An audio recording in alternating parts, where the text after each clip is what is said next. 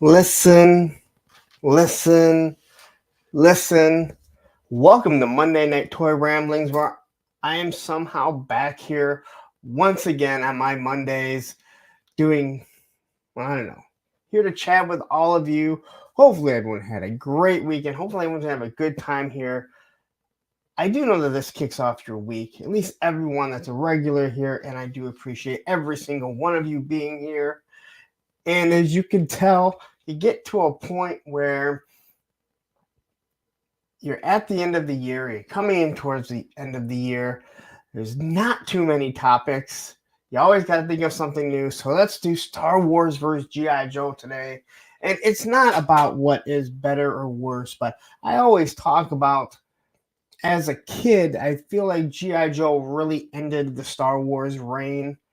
But as time went on, Star Wars obviously is a bigger franchise.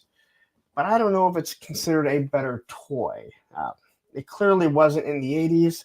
That is why I said the G.I. Joe reactions was a huge mistake, because let's be 100% honest, nobody ever looked at our O-ring figures and said, I really wish these had less points of articulation. I really wish that my G.I. Joes couldn't bend their elbows, their knees, bend at the waist, couldn't hold a gun properly.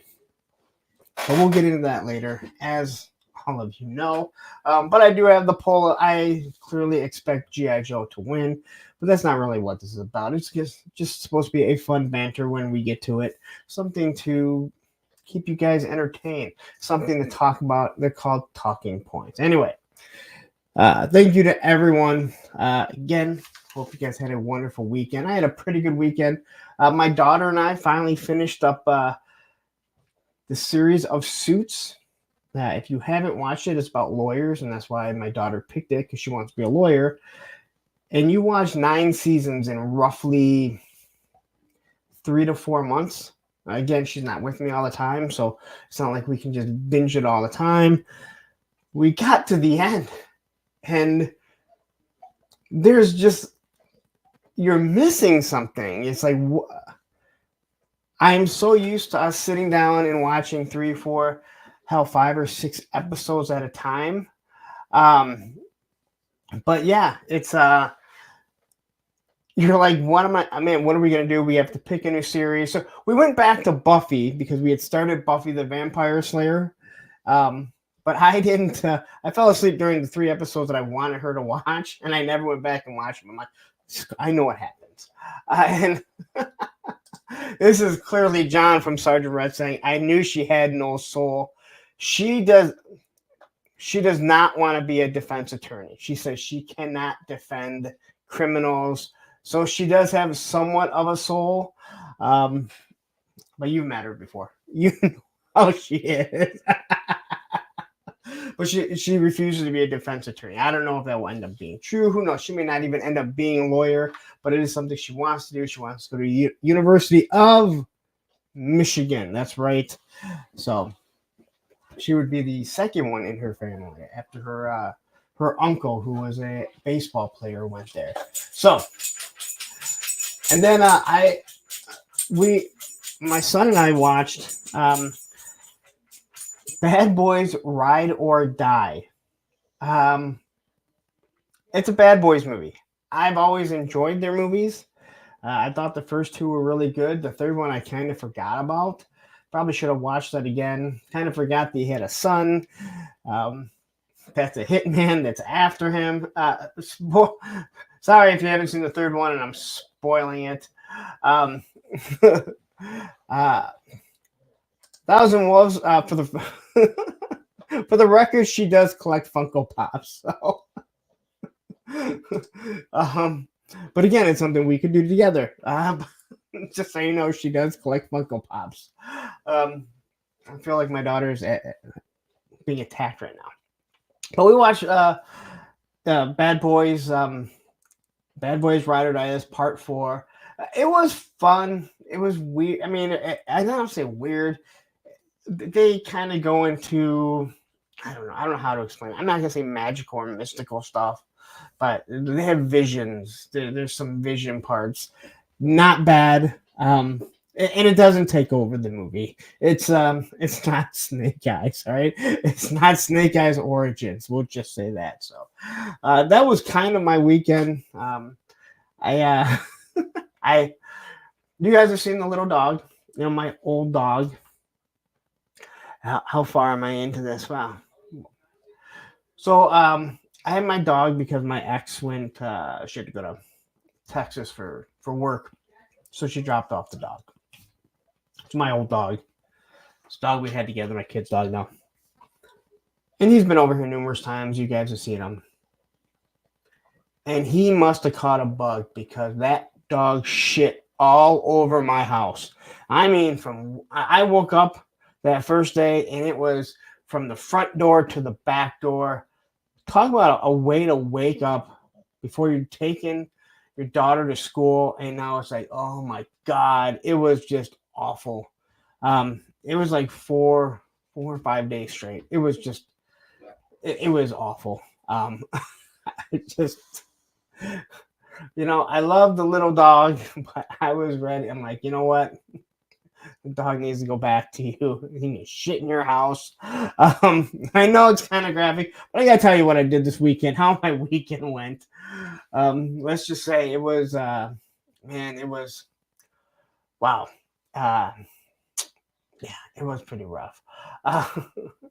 Did the dog see your Super 7 stuff? No, I don't keep that up there too long. So anyway, I don't show the Super 7 stuff. Let's say hi to the chat because there's 55 of you right now. So please hit that like button if you haven't. If you're here and you haven't hit the subscribe button, because I know what happens, please hit the subscribe button. It really does help. We are approaching 5,600. It's coming in fast. All right, so please hit that button if you haven't yet. So anyway, we have Johnny Reno's here. We have Kenzo's Creation, who was my guest last week for Thursday with the friend, and we'll say hi to him, or we'll say thanks to him shortly. Son of a Crayon Slayer. We have a Legend series. Oh, interesting topic. But what about superheroes? Again, it's more or less just growing up, how it kind of changed everything. We have Francis Brady's here. Clint Jorgensen is here.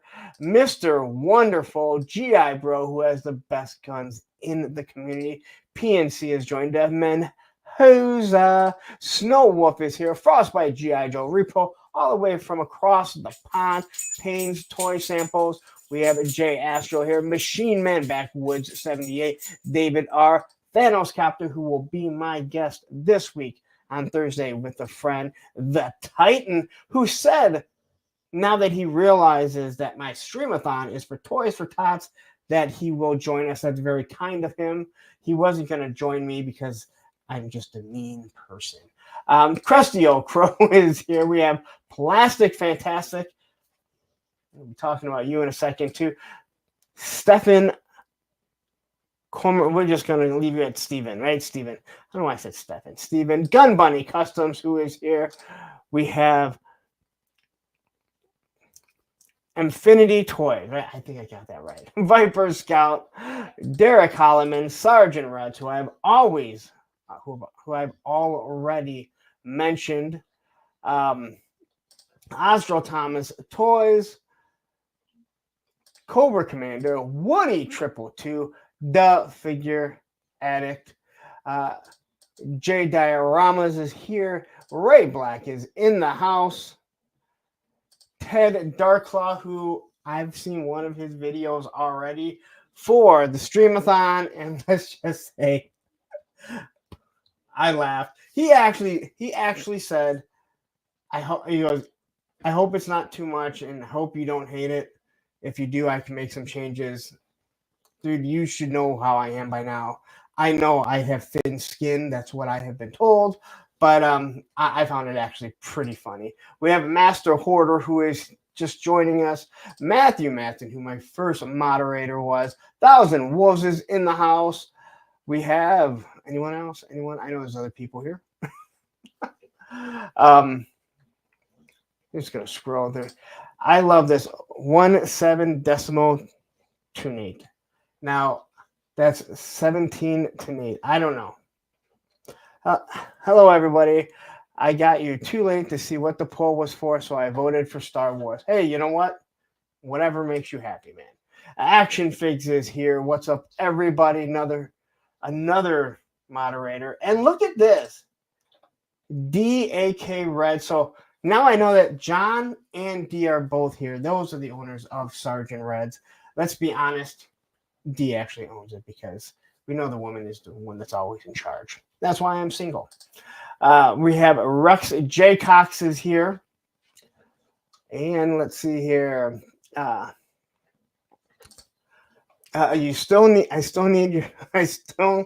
still disagree with your poll. You need a both option. You can't just make it that easy for people. I only put the other one in because there's people that don't like them. Mython the Python is here. What up, mother truckers? Put a punk with toys. Give Roman some ear scratches for me, please. Hope you and all these fly people are doing well today. Reading is hard for me. I'm not gonna lie. Coco Smith, the casual collector. If you're not checking out this guy is taken 3D weapons, third-party designs to another level. He has surpassed me in what he is doing. So please check out his stuff. Again, I love what he's doing. I really do. SCS Dog is in the house here. Let's see here. JLS Comics, who has joined us. Sharlock, who will be a future guest on Thursday with a friend. We have Herman. Hey, yo, what's up, everyone? I'm going to say I've never seen you here before, so thank you for joining. Great to have someone new here. Wraith Maze. And if you aren't new, then I'll get a text from my moderator saying, dude, this guy's been here a bunch of times. You're an idiot. And Coco Smith. I said Coco Smith, the casual collector. Lawrence is my idol. I'm sorry for that. I'm truly sorry for that. All right. So, yeah, so I kind of talked about my my weekend. I want to say thank you to Kenzo's Creations for joining me with Thursday with a Friend. It was a really good one. I mentioned it before. I thought that Kenzo's was one of the best. And when you get into a talk with someone that it's just, it has nothing to do with toys. It's totally personal, and it's very interesting, and it's down a different path than what we've gone before. It's something that really grabbed my attention, and I thought that Kenzo's was really good. So if you haven't watched it, please go back, check it out, subscribe to his channel.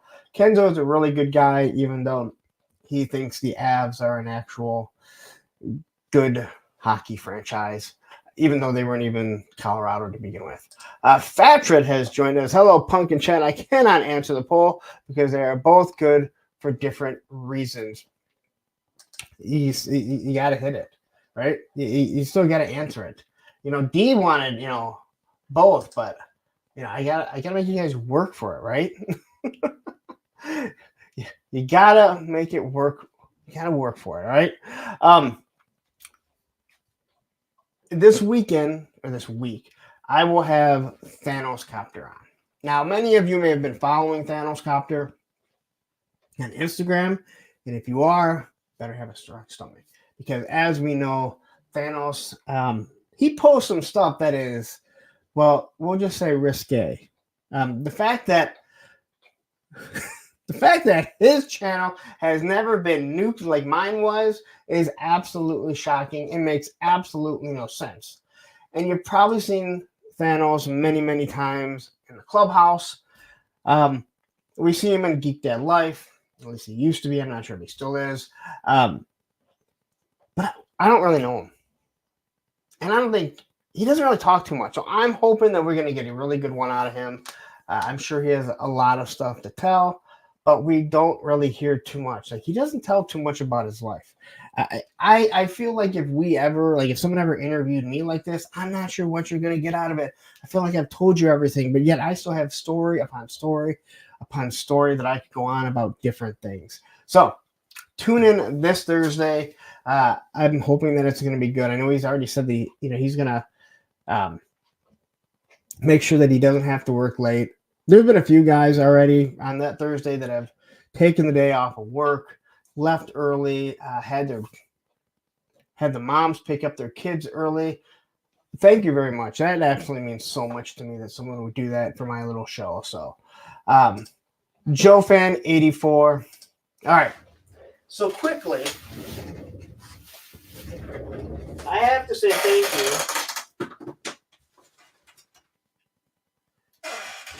Plastic Fantastic for this. Now, many of you know that he, at Joe Fest, gifted some of us these things. All right. And this is the carrying case. Oops, knocked everything off. This is the carrying case. 3-person carrying case for a classified figure. I literally keep it right over here. It still has the smell, dude. Sherlock has one, I believe, right? It still has that damn smell. It rips through you. Well, he said, you know what? Do you have a Wolverine? He goes, dude, you need to have one. You're a Michigan fan. He 3D printed this and sent it to me. This thing is awesome. He left a few of these missiles, right? They have a little tag still on it, so you can plug it into the scrap iron blast effects. And this thing is awesome. The cable here is actually flexible, so it's not going to snap like the original. The blast effects look absolutely awesome. Now, obviously, I just not broke one, but one dropped off. Has working treads. I'm not going to try and push it out right now while I'm holding it. But this thing is fucking badass. And I'm not one of those people that's like, how can you have CoverGirl without a vehicle? But I'm also not going to argue with having one. So thank you very much. These pieces do come off, so you can get the shovel, get the hammer. This thing's awesome. I've seen some online that are not as good. I think that's the best way to put it. They're not as good. And this guy does stuff. Oh, he's on the Terradrome, and he's going to be a guest soon on Thursday with a friend. I don't talk a lot about it because he doesn't like to sell them. He doesn't want to sell stuff. So some people don't want to be. They don't want their name out there per se. Because as soon as you do, people are going to start messaging them. Hey, can I get this? Can I get that? Again, it's one of those things that some of us are lucky enough that we get stuff like that. And I appreciate it. So thank you, Michael, very much. It's awesome. It looks so much like a Wolverine. I mean, it looks like the original Wolverine. And Todd C has joined us. And we have Woodman29 joining us.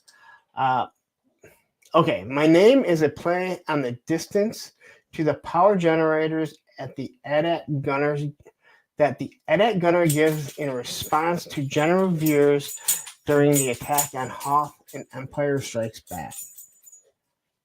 Okay. Thank you.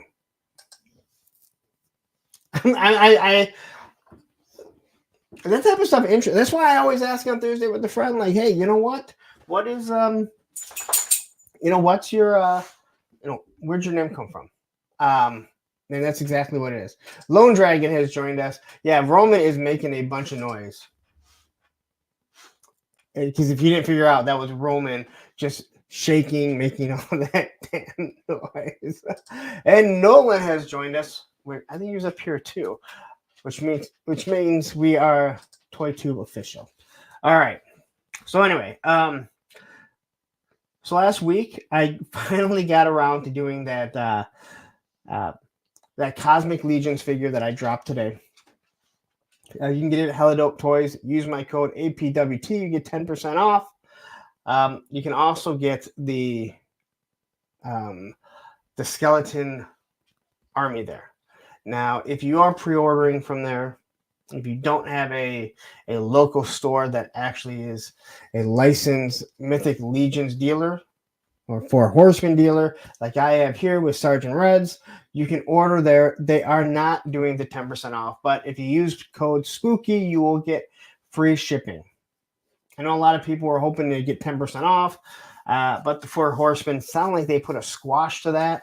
So unfortunately, you can't get it using that code to get 10% off. And if you want to use my code, you kind of got to do two different orders. But you still can get free shipping if you don't have a local store that you can get stuff through. And you don't want to go through BBTS. Which BBTS looks like they are about to ship Operation Monster Force. So they should be getting it in. So I got that. I finally did that. Thanks, Roman. Yes, right now is when he needs to scratch. And then I got the Falcon and Quarrel 2-pack. Now, that came from Hasbro Pulse. I know a lot of people are waiting. They only ordered from Walmart, so they didn't get it. If you order from both, just remember, you just cancel from one or the other. And if they ship at the same time, you can always return it to Walmart. Unless if you're Travis Moody and they've banned you from coming in the store, or ordering online, or different things like that. And I talked a little bit about it, why they did that 2-pack, at least in my opinion, from what I can tell. Alice and Troy, thank you for joining. I know you are busy in the moving process, so I'm glad that you're able to join for a little bit. I think a lot of people know Allison moved. She moved like 6 hours away from where they were living. So, yeah, not like it's right around the corner from what I understand. But I talked about it in the video, and a lot of people are mad they didn't put Quarrel with the Ram cycle. And originally, from what I was told, that Falcon was supposed to come with Heart Wrencher, the Dreadnought. But why put it in there? Because people are going to want to buy Heart Wrencher. I don't think enough people knew who Quarrel is. Hell, we saw people go absolutely crazy and batshit over Glenda.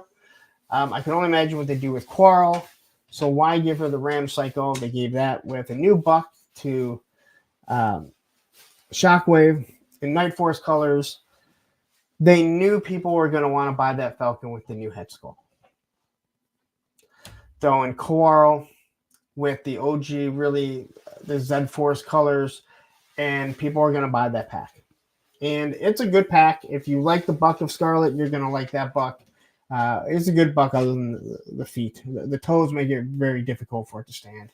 The head sculpt for Falcon is way better. They give you the other one, that steel core, so you don't have to use that. You don't have to use that ugly Falcon head sculpt if you don't want. But as I showed you, a little bit of stick attack, you can use a grunt head. Throw the beret on, and you're perfectly fine. You're not even going to notice. Odin01 has joined us. Oof. Yeah, who is ready for the full wave of Monster Force charge to hit? I went and double checked to make sure I had it on my account. I'm not gonna lie. I really was starting to think it was gonna come in November, but it looks like it's about to hit. And War Chest full of choice has joined us. All right. Oh, and 1,000. Did I say I had 1,000 wolves? They're gonna release Heart Wrencher with Dreadnought Ram just to burn.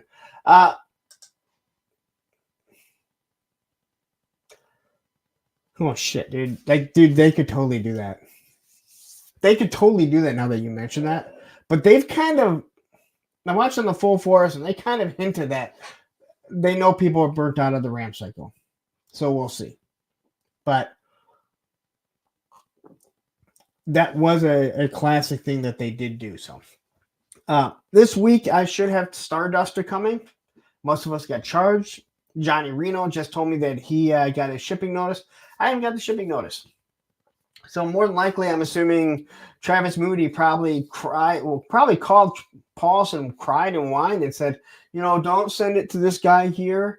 He does reviews before me, so he gets more reviews than me. Just kidding, Travis.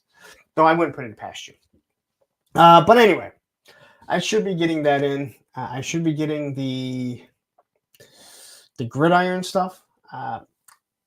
The doors and everything to finish the APC. I think that's all that Greg has ordered.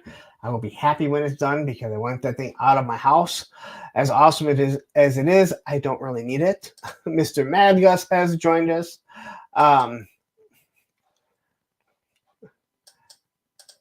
D asks, are you doing a secret hand? No, no. That's my Italian coming out. That is my Italian coming out. And then, yeah, we should be getting that Operation Monster Force.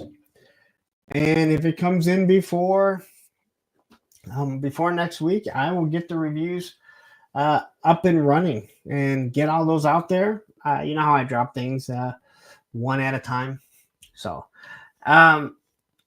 but yeah, I'm and Top Fun. I should be getting a lot of stuff from Top Fun Retro. So lots of 3D prints, stuff you haven't seen yet, stuff that's going to be going up when I drop it. From what I understand, I still got to coordinate stuff with them. He's got some OG weapons that he's sending me that I think some of you guys will definitely be interested in. So stay tuned. You guys know how much stuff how many videos I drop. So I definitely do enjoy it. Appreciate you guys sticking around and definitely supporting it. Oh, Mega Godzilla 2.0 Star Wars figures are so outdated. They don't even have bicep swivel in 2024. I don't know. I don't collect them. I like to think back to, I like thinking back to the 80s of what they were and how G.I. Joe really took them out. That sounds awful. But how it progressed. And then Rex J. Cox. Oh, wait, I already said you because I remember the name. Just got the Raptor and Row Pig sets. Very impressed with both. Really good. Really happy with those two. Like, seriously, those are really good figures. They've really done it well. All right. So I was sent something this weekend where I can't remember the guy's name. I actually follow him on. I haven't subscribed to him. I forget what his name is. But he was reporting because somebody had asked a question about what happened to Shark News, and he kind of gave a brief summary of everything that happened, and it was great to bring that up. It was great to bring that up. And to read through the comments. And of course, I'm going to reply if I feel the need to reply. And, there were some comments in there because, again, it reiterates and reinforces what I have said, that many Joe collectors are just Joe collectors. They're not toy collectors. And there's absolutely nothing wrong with that. They like G.I. Joe. They don't really care about anything else, right? And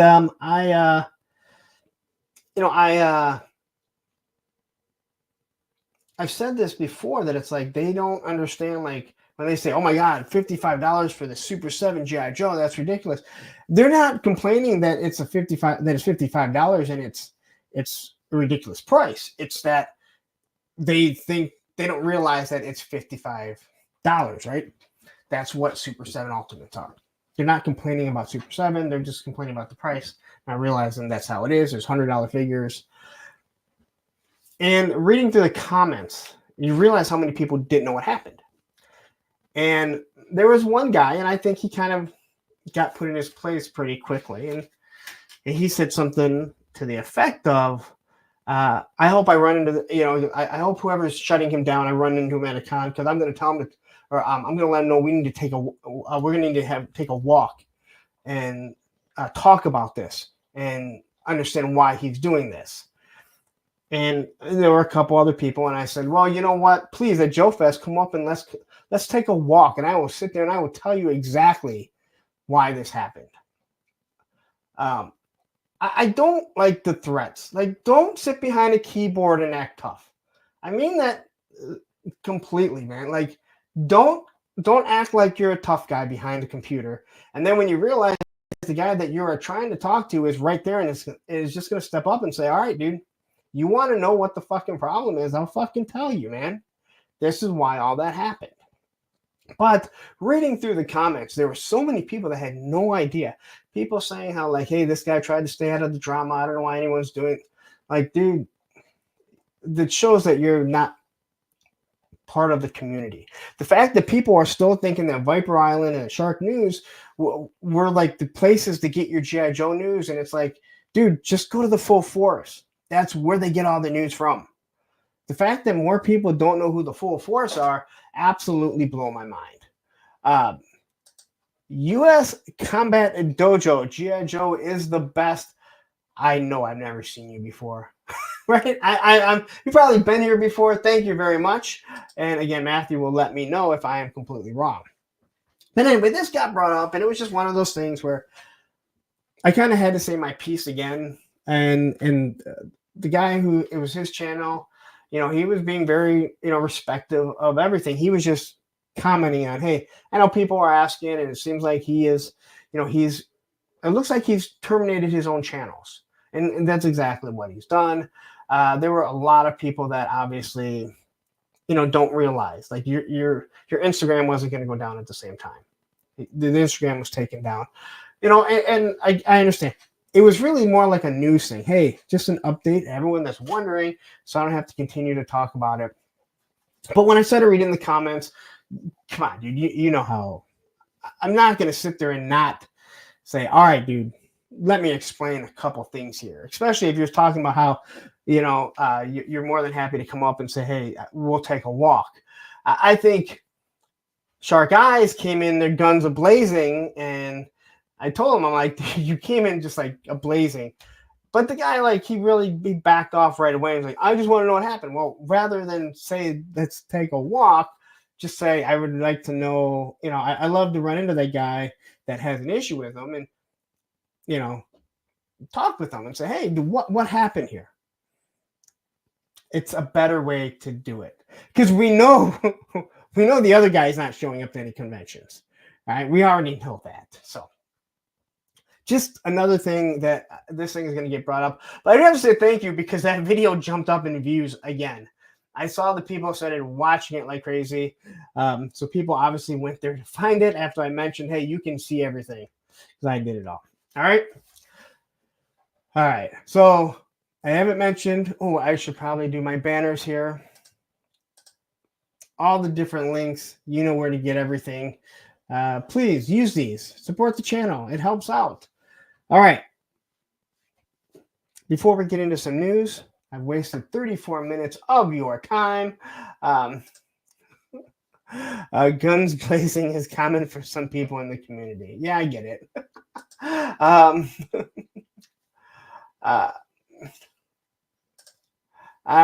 Well, of course you're going to say that, because they have gridiron stuff, Johnny.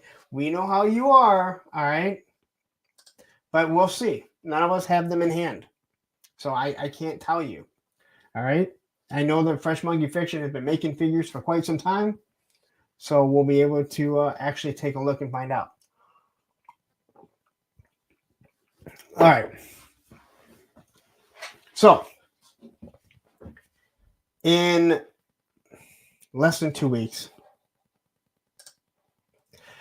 we will be doing the Toys for Tots Streamathon. 36 hours. I will be up here roughly. I won't be here the whole time. I will be moving around. I will get up and I will go eat. There will be other people that come in, different shows that are going to be here. Everything that I earn throughout these 3 days, Friday, Saturday, and Sunday, super chats. If you join the channel membership, if you send us super thanks, anything that the videos make, I will donate to Toys for Tots through Sergeant Reds. They're giving everything at cost. If you wish to donate, I will, as we get closer, I will put their address up. You can send the toys directly to them. The reason why I'm doing it so early is because YouTube doesn't pay out till like the 21st of the month. So if I get it in October, we can pay out by November, and then kids can have a happy Christmas. So if you are interested and you want to donate, that is awesome. Here's the other thing. A lot of you, again, I have specific people that are going to have shows on here. If you want to jump on and chat for a bit in between these shows, you are more than welcome. I will be sending out links to some people. If you want to join us, I am more than happy to send you a link. You can jump on. We're going to talk about toys, because even as much as I talk, I can't go 36 hours by myself. I don't even have that type of stamina. But this really does mean a lot to me. It's something very small. I've talked about this before. My kids have never gone without. I'm not a rich man by any means. My kids have everything that they want, and they have everything that they need, and some. And we all know that there's a lot of people that we know there's a lot of people that don't. And it's too bad. It doesn't mean that it's on the parents. It is definitely not on the kids. So if you have $5, to send in for a super chat, if you're like, hey, you know what? I'm going to join your channel membership just so I know that that's going to go to it. Awesome.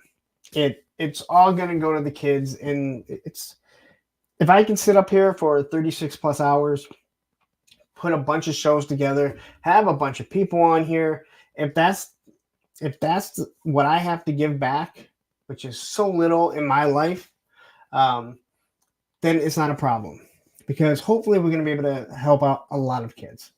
And Sergeant Reds does this every year.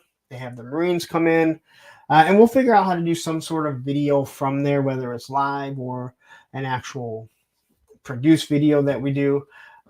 But yeah, I'm really looking forward to it. I'm also kind of dreading it, as it is a long time. It is a long time to sit there, and this is clearly this is the test. And I'm all for taking any type of advice that people might have, but for me, it is a lot of trial and error. So next year, when we get back to this, the channel will be even larger. At least that's what I hope. And we'll have maybe some wrinkles smoothed out. But let's be honest, this channel is about having wrinkles in it. And Frostbite, I hope you got the pictures, because I haven't done any yet. That is on my docket to do this weekend. But I also have a pre-recorded video with Ronnie that I have to do for Thursday with the friend before then. So and I still got to do Indiana Jones. 1-7. I'm just going to call you 17 right now. I have to go back and watch the Empire Strikes Back. I'm sure as soon as I hear it, I'll know exactly what you're talking about. I started following the channel because it came up while I was searching for G.I. Joe news after Viper Island turned out to be garbage. I thought Shark was doing a good job. It's not the Shark. I mean, again, I'm going to leave my personal opinion out of it. Whoever you like to watch, you like to watch. Again, I'll say it again. My opinion, My job is never to not make you watch someone else. It's to make you watch me. YouTube's a big channel. You know, it's a big platform. You can watch it anytime. You can go back and watch you don't have to watch the lives live. It's much better in my opinion, but I could say that about anyone that does live, right? But sometimes I think with a lot of different channels, and not just G.I. Joe and not just toys, it doesn't matter, news, whatever, you can like a channel, but you really should have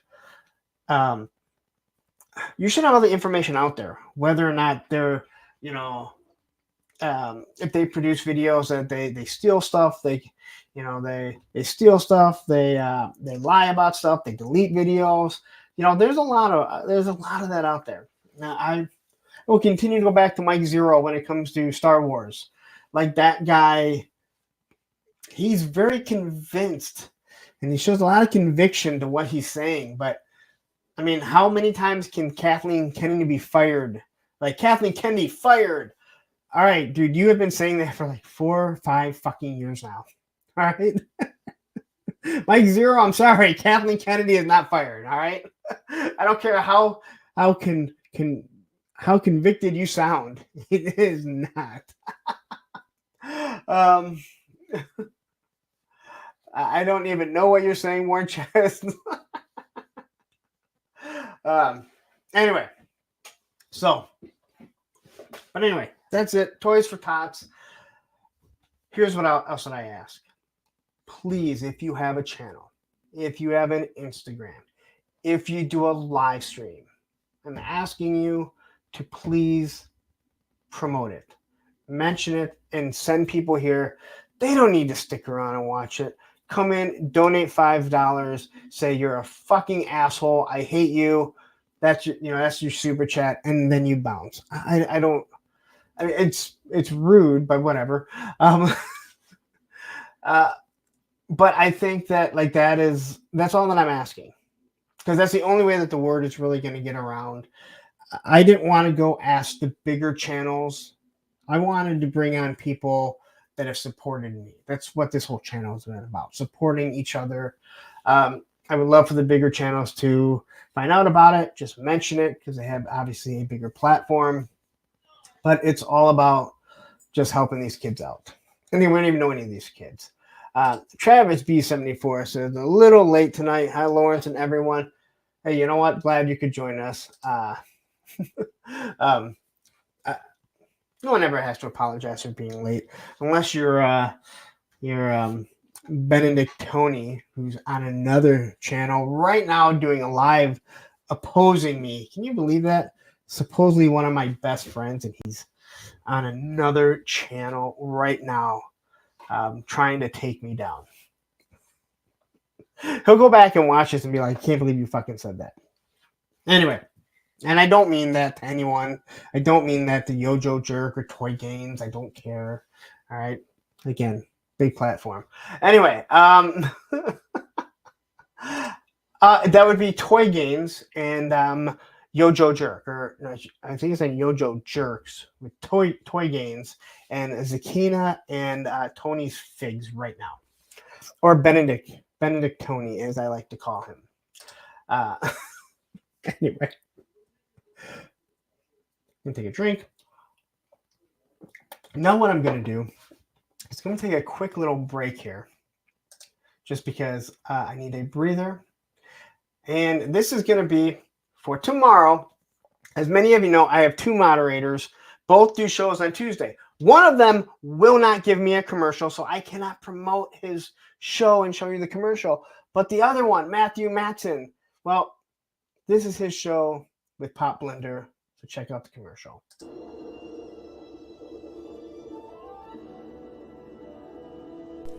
Idiots! Incompetent buffoons! What is it now, Commander? Consummate morons, incapable of coherent thought! Are you watching that show again? Yes. Why didn't you just watch Pop Blender and Matthew's discussions, news, reviews before the show came out? Whether you agree or disagree, the perspectives provide enough context to know if the show or movie is worth your time or not. Yes, I know. I will not miss another Tuesday at 10 p.m. Eastern, 9 Central on Pop Blender's channel. Be more than once a man by watching Pop Blender and Matthew talk about pop culture news, discussions, and reviews on Tuesday nights, 10 p.m. Eastern, 9 p.m. Central. And now you know. Televiper, be sure to hit like, share, and subscribe so we do not miss another episode. And hit that bell notification. All right, so there you go. That is Matthew and Pops, the big show. Did you guys change the name, or did you come up with a different name yet? Either way, tune in tomorrow. Also, tune in to Action Figs right here. This guy on his channel. Him and Mr. Wonderful do a show, but Mr. Wonderful, he's probably too busy on another trip with his family. I've never seen a guy take more vacations with his family than not this guy, Mr. Wonderful, that he doesn't have time to do a commercial that I've asked for roughly, 4 months or so now.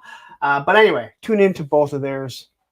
Again, as they grow, I grow, and we grow. And while we were on the commercial, we had Joe G who joined us and Stanley Everhart. Thank you guys both for jumping in here. All right. So I guess there's some toy news that we can talk about. Matter of fact, 81 people, please hit that like button if you haven't. If you haven't hit that subscribe button, hit that subscribe button right now before I talk about MOTU, because I know the drop-off becomes when the MOTU hits. And look at that. We got the big rocks, Masters of the Universe. 81 people. We're probably going to drop down to about 61 really quickly. All right.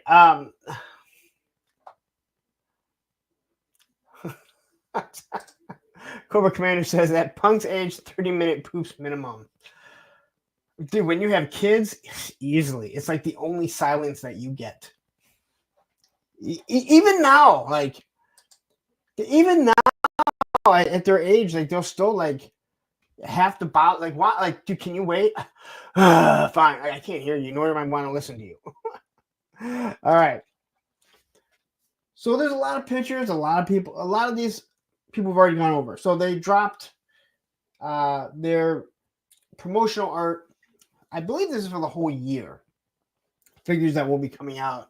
We got the new Eternia figures. They got the Cartoon Origins figures. And then they have their Turtles of Grayskull figures. I'm sure they'll probably have more that come out throughout it. And again, I'm sure a lot of people are going to go, all right, we've already seen some of these pictures, but I believe all the ones that I'm putting in here, I don't believe that I've actually, that I've talked about. So, okay. Let's say Not Rachel has shown up in MOTU news. Battlecat drops He-Man out for Outback. You guys like that? Dude, I'm sorry.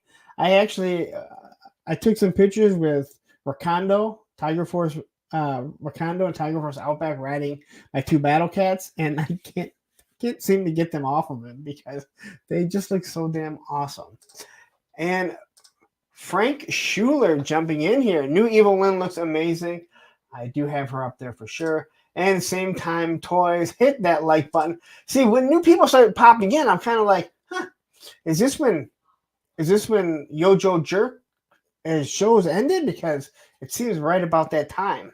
Anyway, so I had to throw this He-Man in. And when people say they cannot get He-Man's face right, and then you see this one, you're like, what the fuck? How is it possible to get a fictional character's face right even just once? This looks awful. I mean, this looks like Throw Mama from the Train or something. It's like, look at that. Sherlock here, that face. It's so bad. Like, I don't get it. I don't understand how they screwed it up so bad. It blows my mind. And again, it's He-Man. It should be really easy to do for the most part. All right, you look at the original He-Man, he's a toy, and you just kind of recreate that face. You don't have to get a human face. 1000 says potato face. I don't get it. I actually don't think this figure looks all that good in my personal opinion. Herman says that He-Man needs to talk to the manager. I think you nailed it right there. As he wants to speak to the manager of the universe. I'm like singing in my head, the manager of the universe. It's so bad. I don't get it, but I'm not a fan of this He-Man, to be 100% honest. And I mean, even the Origins one or the original one, I love Thunder Punch He-Man, probably because he had caps. And very disappointed that the new one didn't have caps. But yeah, it's just a bad face sculpt, and it's just one of those things. You're like, why? Like, what are we missing here? Like, what are we missing that you just can't get it right? So then we have Fistor. Where is my guest for this Thursday to comment on this? Because I'm sorry, Fisto, not Fistor. Before someone yells at me, Fisto here. Now, I gotta say, I do think that this figure looks pretty good.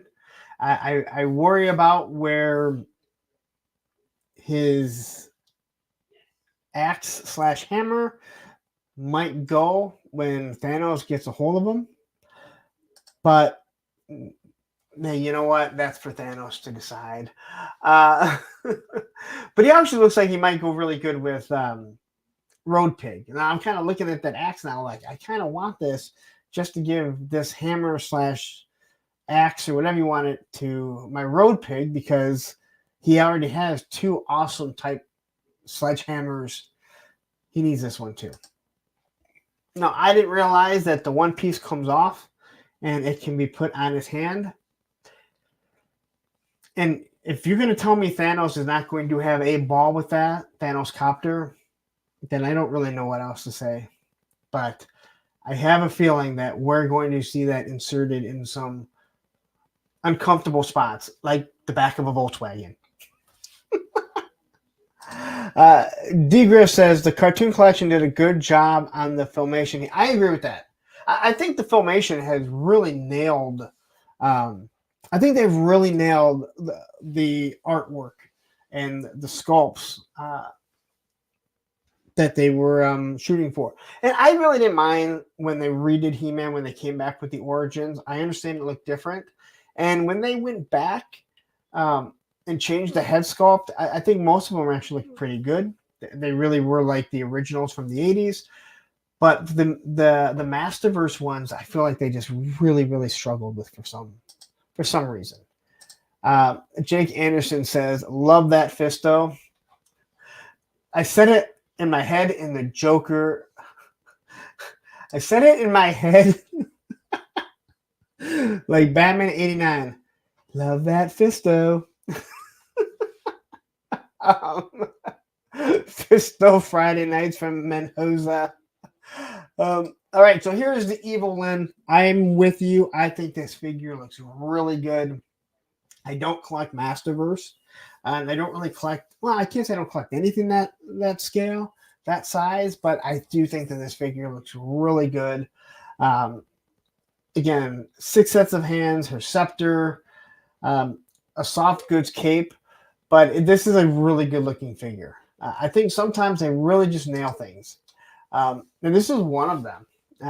So it just, I don't know how many times you can rebuy the same character, because they're not the same figure. They're the same character. But eventually it does wear out. And I know we heard that with G.I. Joe, but G.I. Joe is usually just reusing the same buck. A lot of times it seems like they're and maybe it's because I'm not as close to, you know, MOTU as I am G.I. Joe, but it seems like they're using different bucks at times. And I do think He-Man should always be on the shelves, but I feel like they've gone back to the well a few times with like the, you know, like the classic looking He-Man. Now, you know, here's another Evil Lynn. And it does, not that it looks bad, but you know, you do a different line, and it's like, hey, here's Evil Lynn again, here's He-Man again, Skeletor, Tila.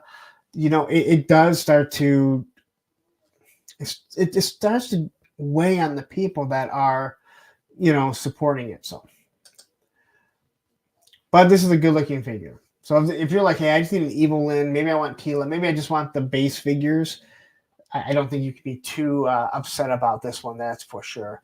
Christoph Scuba has joined. What's up, folks? Great to see you here. Frank Schuler says, Lynn looks great. So much nicer than the original one. And it is great that they're updating stuff and making things look better, as they should, all right? I feel like Star Wars is one that, like, sometimes they redo it and you're like, that just looks worse. Which doesn't make a lot of sense, right? But again, there's a lot that goes into this. I mean, I talked to Lenny for quite some time, you know, backstage before, you know, when I had him on, and, you know, you don't really understand. Speaking of like backstage stuff, if you're not watching Nerdzoic, he dropped a video today talking about myths, like truths and myths with the toy companies and everything. Watch it. Don't go watch it now. Wait till it's done. It's a really good watch. It's a lot of stuff that I've been saying for quite some time. And a lot of it is not that I know anything. It's just that it's how the corporate world works. But go watch it. It will shore up a lot of things that a lot of people complain about and think that they know when they don't, or maybe they just don't want to listen to it. Maybe a guy that's actually in the industry they'll listen to. Derek Holliman says that was a great video with Nerdzoic. Yeah, he really put everything out there for sure. I meant to talk about that when I was writing up my show, and I completely forgot. But yeah, check it out. Again, not right now. Just not right now. But anyway, here we have Mr. Roboto. And again, pretty damn cool. Now, this is something, again, I feel like when you look at something like this, you could work this into a lot of different lines. You could work this into a bat of some sort, right? I don't think you can work the Super 7 bat. It's just way too big. It doesn't fit. But something like this could be something that Mindbender was working on that is larger, but it's not the exact same as a bat. And again, we'd have to see how it actually fits next to a classified. These are supposed to be 7-inch figures. But I like the way that this thing looks. And it really does pop. Again, he looks like he could be like a Dreadnought. Like the Dreadnought's built him, where he's all disjointed and stuff like that. Especially with this this hand, you know, saw or whatever it is. So actually, I really, you know, I kind of like this. Not Rachel said, there's like 80 versions of Snake Eyes and 60 versions of Cobra Commander. We as Joe fans have no room to talk about reusing named figures. Oh, look, I understand. And what I was trying to say is they do, like, it's like, I don't even know if there's a right way to say it. It seems like they do more iterations of new sculpts rather than just repaints. But you're absolutely correct. You are absolutely correct. We buy up the same stuff over and over and over.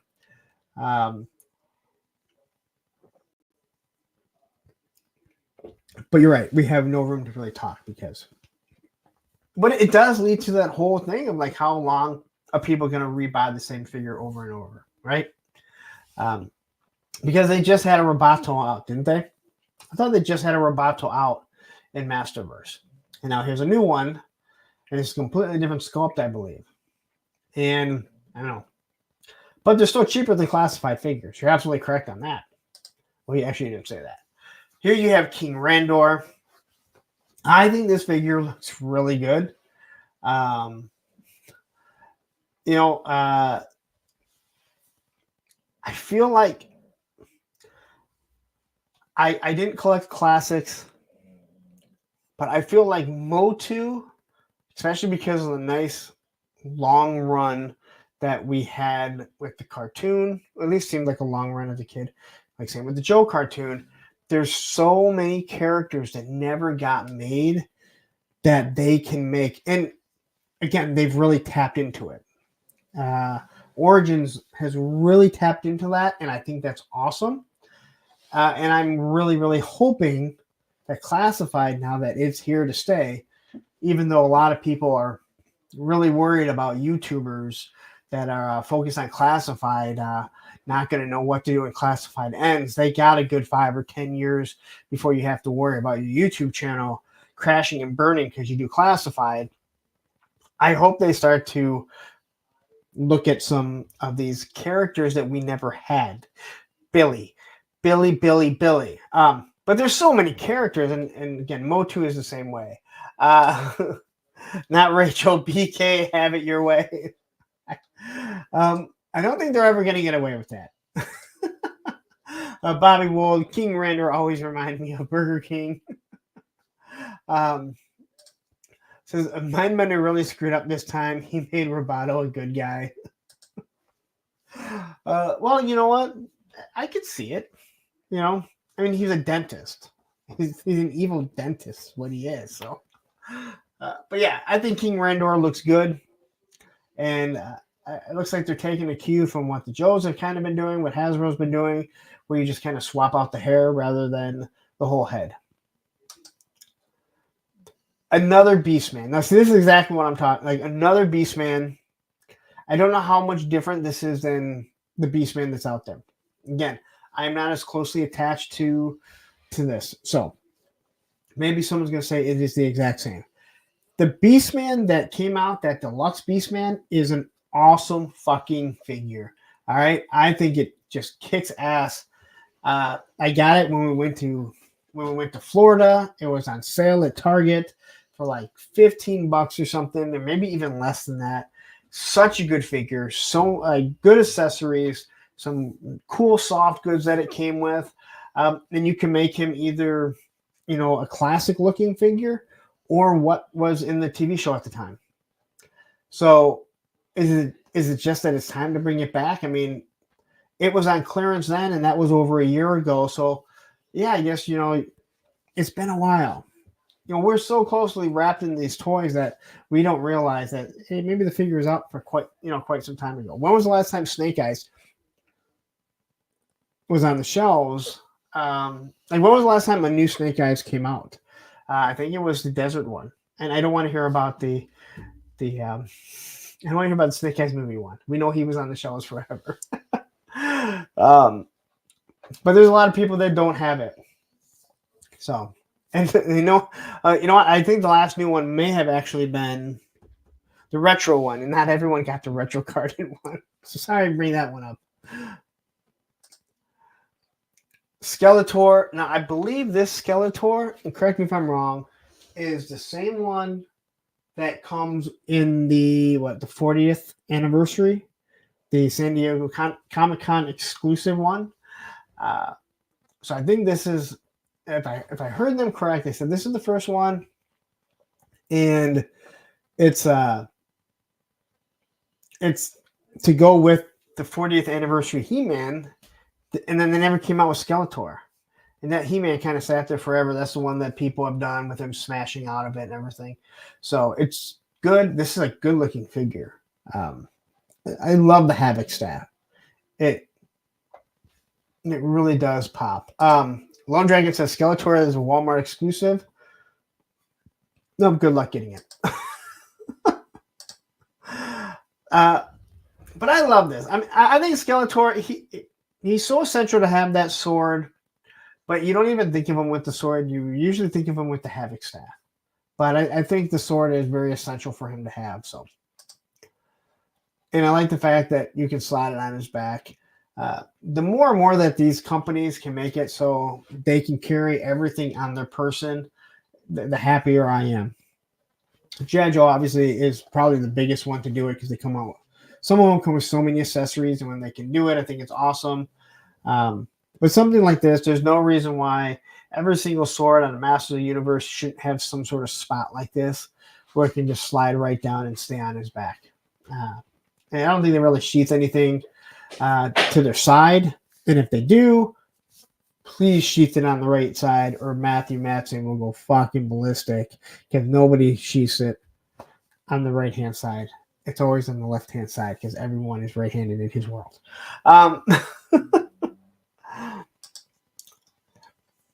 Here's another one that I feel like just came out. But the thing that I liked about this is this like the first blast effect? I know some of the vehicles have blast effects, but is this like the first blast effect for MOTU? I don't remember their just a swordsman. Just a swordsman. You want to have a long conversation with Matthew?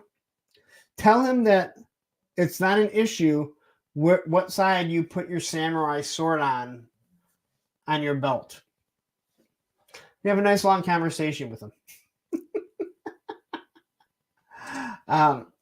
Okay, so yep, Oz says, nope, same blast effect is Andra. Don't I have that figure? Maybe I don't. That's what caught my eye. I didn't notice any of the other ones had blast effects. I always, this pistol, this laser gun, as a kid, it was one of those love-hate. It was so iconic because it came with so many figures, but it just was so not great at all. Horde Trooper, which is a new man at arms, has blast effects. Okay, well, I was wrong, which is a lot. Oh, look, Stanley Everhart. Look at that. I'm a lefty. So is my daughter. But according to Matthew, you can't do that. Left-handed. And I do Japanese sword work. Right-handed. Well, okay. And you probably be much better than if you use your left hand. I'm just saying. I watched my daughter throw with her right because she can actually do both. She's that word, ambidextrous. But I watched her throwing. She was throwing carrots out to the deer. And I'm like, you throw that with your left hand? I'm like, you throw with your left hand much better. She goes, I don't feel right. I'm like, it looks better. Your motion is just way, way better. Johnny Reno says, no left hand in Japan. They just cut it off from birth. If you're gonna be a samurai, they just chop it off.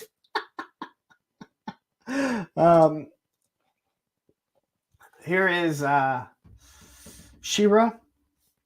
We all know what She-Ra is. She-Ra is the character that killed He-Man back in the 80s because when She-Ra came out, no one wanted girls. And He-Man's line completely tanked because boys were like, I'm never playing with He-Man again. And Allison agrees with me 100%. Allison says, I had an ex who could write with both hands. He would always tell people he was bilateral. I never corrected him.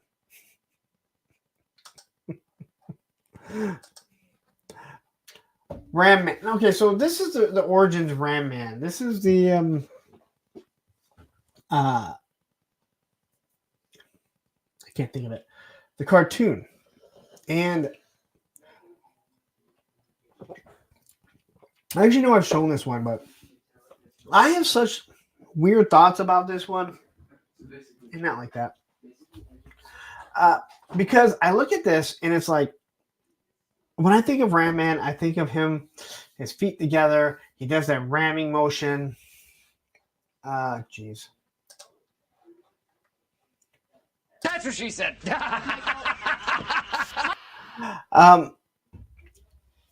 But I look at this and I'm kind of like, I kind of like how he's got these like little squatty legs. He's like this big powerhouse.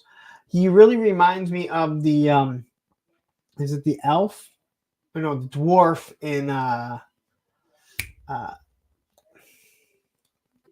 Lord of the Rings. So I'm kind of like I'm torn. Like I'm so used to Ram Man looking the way that he did, and with the figure and even the origins. And I look at this, I'm like, I kind of really like the way this figure looks, man. So I just wanted to throw that in here and mention that. But it looks good, and he does remind me of the dwarf. I think it's a dwarf, right? I think it's the dwarf in Lord of the Rings. So, this guy here, Montana, right? I think is that Montana. Did I get it right? I know I had him. I sold him. I put him in here just because I thought they got some really cool shots with him, and I totally forgot about. I mean, I remember the Origins figure when it came out. I remembered him as a kid until I saw his pictures. And I'm like, I remember him in the TV show, but I thought they did a really, really good job with his legs in these shots. There's something really cool about it, but it's this running shot here I thought was really cool. No matter how you look at this, it messes with your brain. It totally messes with your brain because your feet aren't supposed to be like that. Like the one coming down the middle that looks like he has an extra long member of his body. You kind of yeah. And Pretzel John says Gimli the dwarf. Thank you. I would never have got his name. I just remember that he was a dwarf. I would have never got his name. I'll be 100% honest. As many times I've watched The Lord of the Rings, yeah, I know very few of their names. Yeah, Menhoza says the movement hurts to imagine. Yes, it does. But it looks really cool. So I had to look at this, and I had to look. This is Fakor. Now, maybe I just don't remember Fakor in the cartoon. But did he look just like He-Man? Because I remember always thinking, like, how do people not realize that He-Man's blue and that's not really He-Man? And he has a robotic chest. But that's why the eyes are lit up. This is supposed to be He-Man or Fakor from the series, and I kind of remember in the filmation. Allison Troy says, "Yep, that's the lazy ass filmation version from the cartoon." So, when you talk about a repaint, all they did was give him these white eyes, and they're like, "Here you go." They're just gonna slap it on the same fucking buck. But it makes sense, right? Yeah. So D. Griff says, yes, in the filmation he wasn't blue, and I'm sure I've seen it because I know I've seen every single He-Man episode, just like I've seen every G.I. Joe episode and Transformers. You start to forget them over time, obviously. I don't remember Fakor being. I don't remember Fakor in general. So, and then we have Leech. This looks like, when Hasbro does those Boba Fett's or those 5 POA figures that are like multicolor, because when they do the molds, they just take whatever plastics they have and they kind of wedge them together. That's the color scheme that this guy has. There's so much on this that does not work. Now, if he looks like the cartoon, awesome. I really don't remember him in the cartoon at all. But talk about colors that just do not match at all. But if he's what you need, then awesome. You can have him. And I gotta say, I like, more power to you. Because I buy a lot of stupid G.I. Joe shit. I buy a lot of stupid toys to begin with. So, True Star Screamer says, man, Fakor is McFarlane level of cheap repaint crap.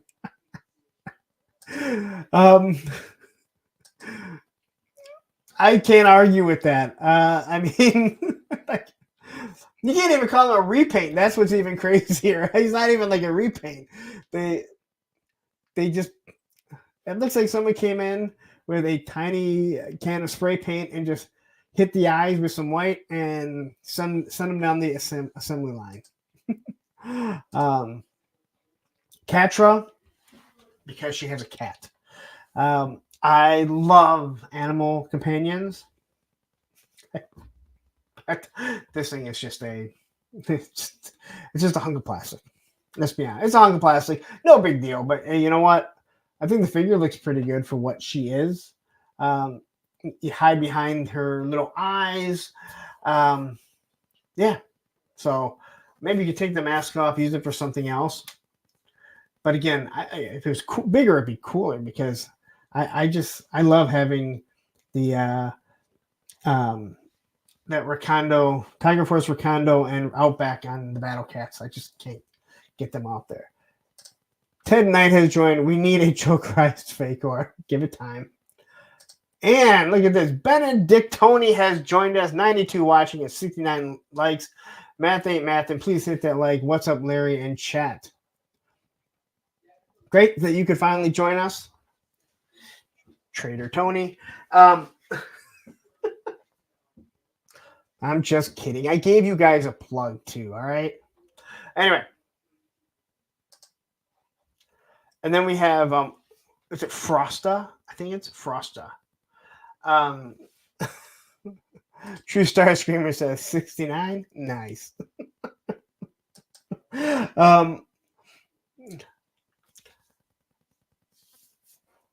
I like that they're leaning into these types of figures, even though I don't collect them. I just love the fact that they're giving people new figures, new characters. I don't know if they made this with She-Ra before. I know this was at least a Masterverse figure. But yeah, this is... I like the blue colors. There's something about almost any figure that has this blue and white. Maybe it's why everyone seemed to like Frozen so much. But a pretty good looking figure if you're going to, you want to go down that line. Buzz Off. Yeah. I used to really like Buzz Off. He was one of my favorite figures as a kid. I don't know why. I know why I like Stratos so much. I see Buzz Off and I'm just like, yeah. I don't know what I ever liked about this figure. I know what I like even less about this one. Although it does have a big jousting stick. So Bobby Wold says, my daughter loves MOTU. She took over my collection. So that is awesome. Like I love that because when it comes to daughters, when they like collecting something, a lot of us fathers, we wonder, like, how are we going to connect with some of our daughters in certain aspects. I'm not saying that it should be that hard, right? You can sit down and watch Disney fucking movies, right? But when they get into collecting, there's something that is something that is looked at as more of a boy hobby. I think that it creates this new connection whatsoever. True Star Screamer, how does he hold that lance? The original had the axe. All right, so True Star Screamer, let me explain something to you. My daughter and I have been watching Buffy the Vampire Slayer. And every now and then, she asks a question, and I tell her, stop asking logical questions. Right? Anyone that's watched Buffy the Vampire Slayer, you can't have logical questions. Sometimes, I think any of these pictures, in all honesty, I remember as a kid absolutely hating them. Sometimes we just got to not look at logic. And I mean that in the best way possible. Matthew, Buffy the Vampire Slayer is awesome. I liked Angel more. But as you start watching Buffy again, Holy shit. Like, how does everyone not just pick up their kids and move them out? I'd be like, fuck you. All right. I mean, sometimes I see people that live in like inner cities. I'm like, how do you not just move your family?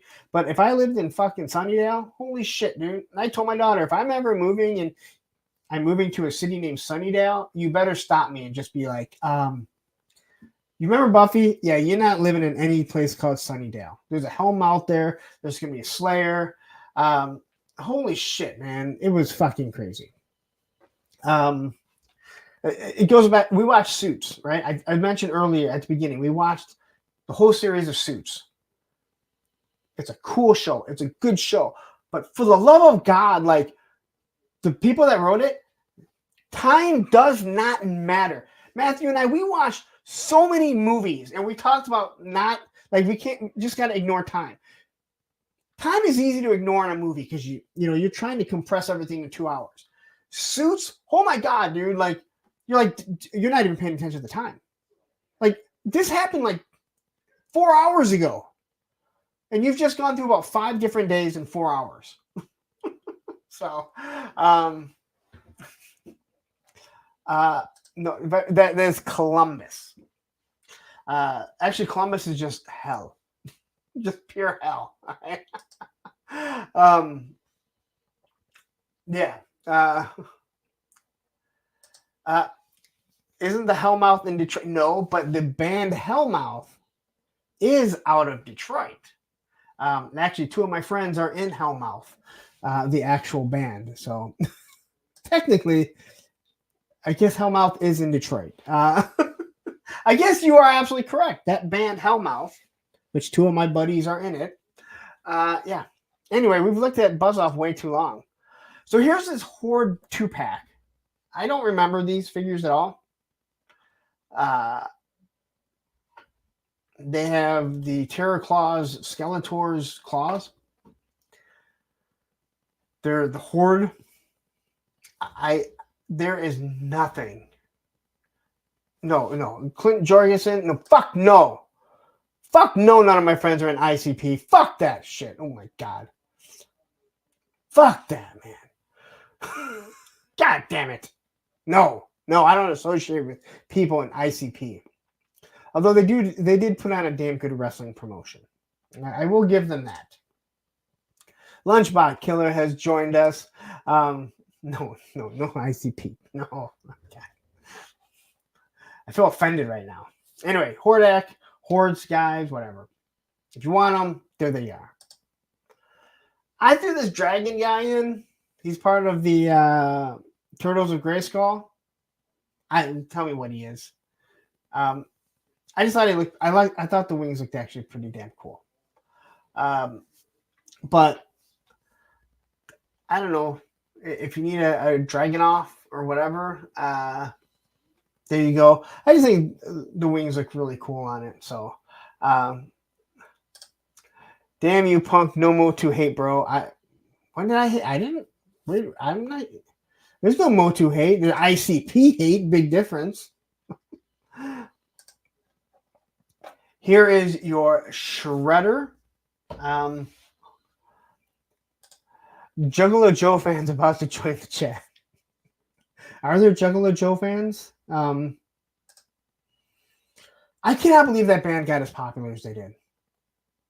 I mean that 100%. I don't understand. I don't understand. Again, I did go to one of the wrestling events. Those guys did all kinds of crazy ass shit. They fell from tops of cages, like through tables onto concrete. It was crazy. I don't know why you'd ever do that, but I just don't understand it. And Brick Something has joined us. And Derek Holloman, yes, ICP is horrible. Thank you. Thank you very much. Anyway, I said when that, I forget what her name is. I had her. I sold her. I said when the, whatever her name is, Lady Slither, they were going to find ways to use this snake body. And I'm glad they did. But they've used it a good amount. and they've used it in pretty interesting ways. So there you go. And this just made me laugh. This just made me laugh because it just looks fucking hilarious. But there you go. It's obviously a foot soldier that is also a like little cobra dude. But it made me laugh, so I had to show it to you guys. So hopefully you guys get a good giggle out of it. And then tomorrow, this big beast goes up. Man, we've spent a lot of time on MOTU. I can't remember the last time we spent this much time on MOTU. So anyway, this oversized Horde Trooper. Now, I was listening to, I believe it was Robo Don't Know, and he was talking about how they said it's some sort of oversized Horde Trooper. Now, they didn't know if this means that there's going to be other ones that are smaller. This does go up tomorrow, $33 on Mattel Creations. And you guys are going to hate me for this. I almost hate myself for this.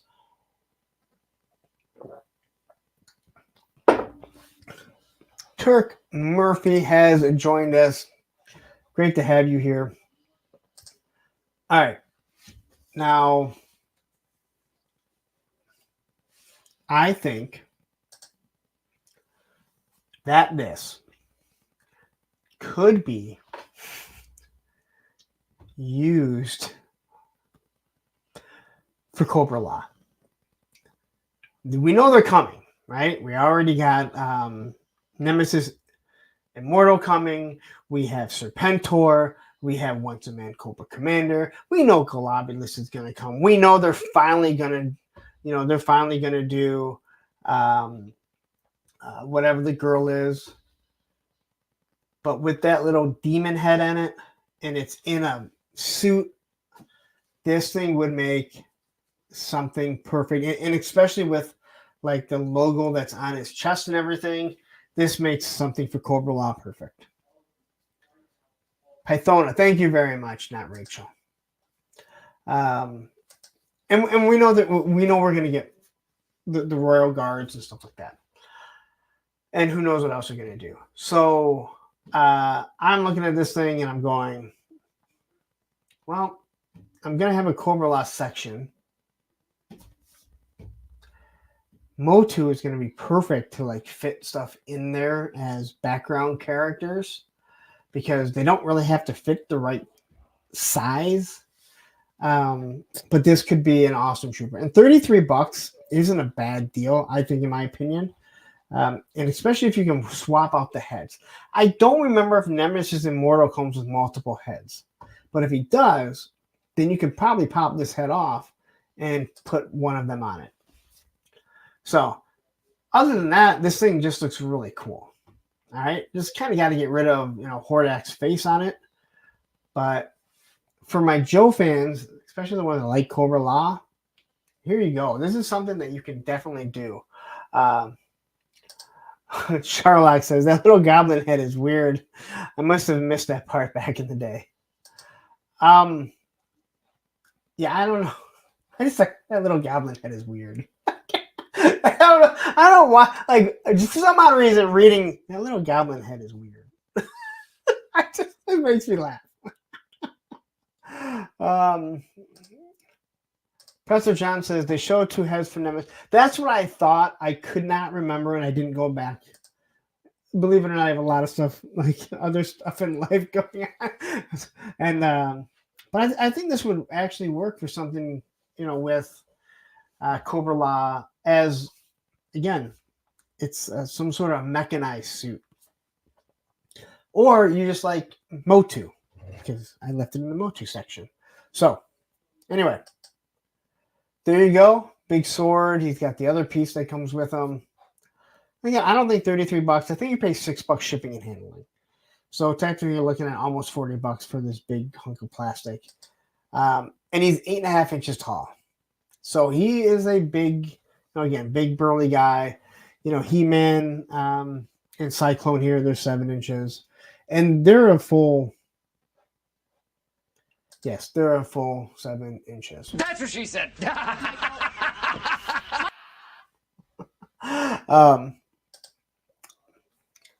But here is the artwork for it.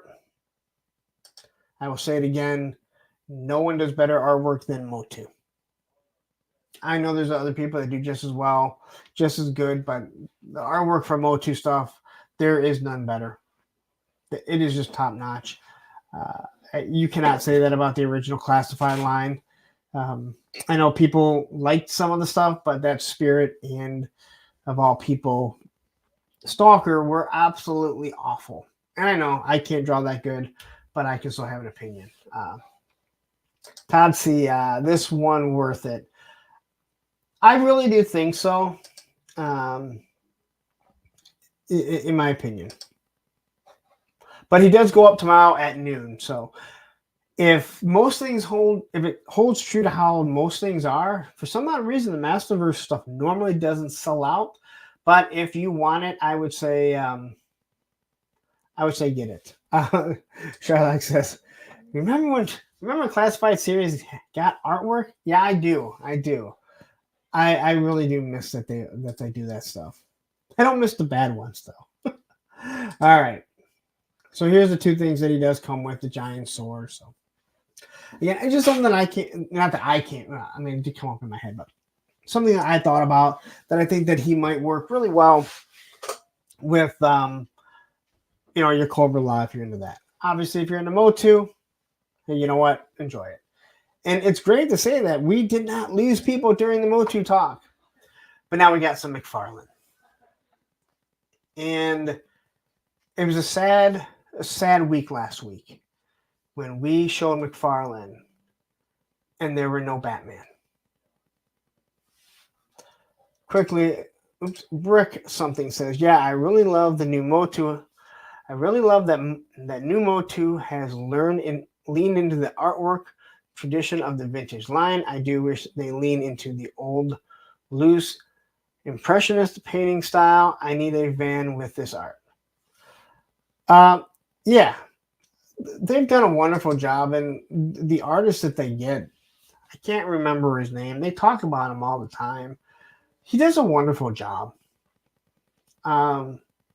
And that's something that gets lost. I mean, that is true artwork. That's true artwork that you're going to get. And so many hidden. I love the fact that they give the Easter eggs. Like, everyone is looking through that stuff. Oh my God, is that figure? And they pretty much brought every figure that they've shown. So anyway, last week, sad week, no new Batman. Todd says, hold my beer. I don't know if he drinks. He probably does. He's a Canadian, right? He's got to drink. Maybe he said, hold my Tim Hortons. How about that? Anyway, here's the Batman. He actually looks pretty good from what I can see. Nice little trench coat. I believe it's a rubber one, but I can't say for sure.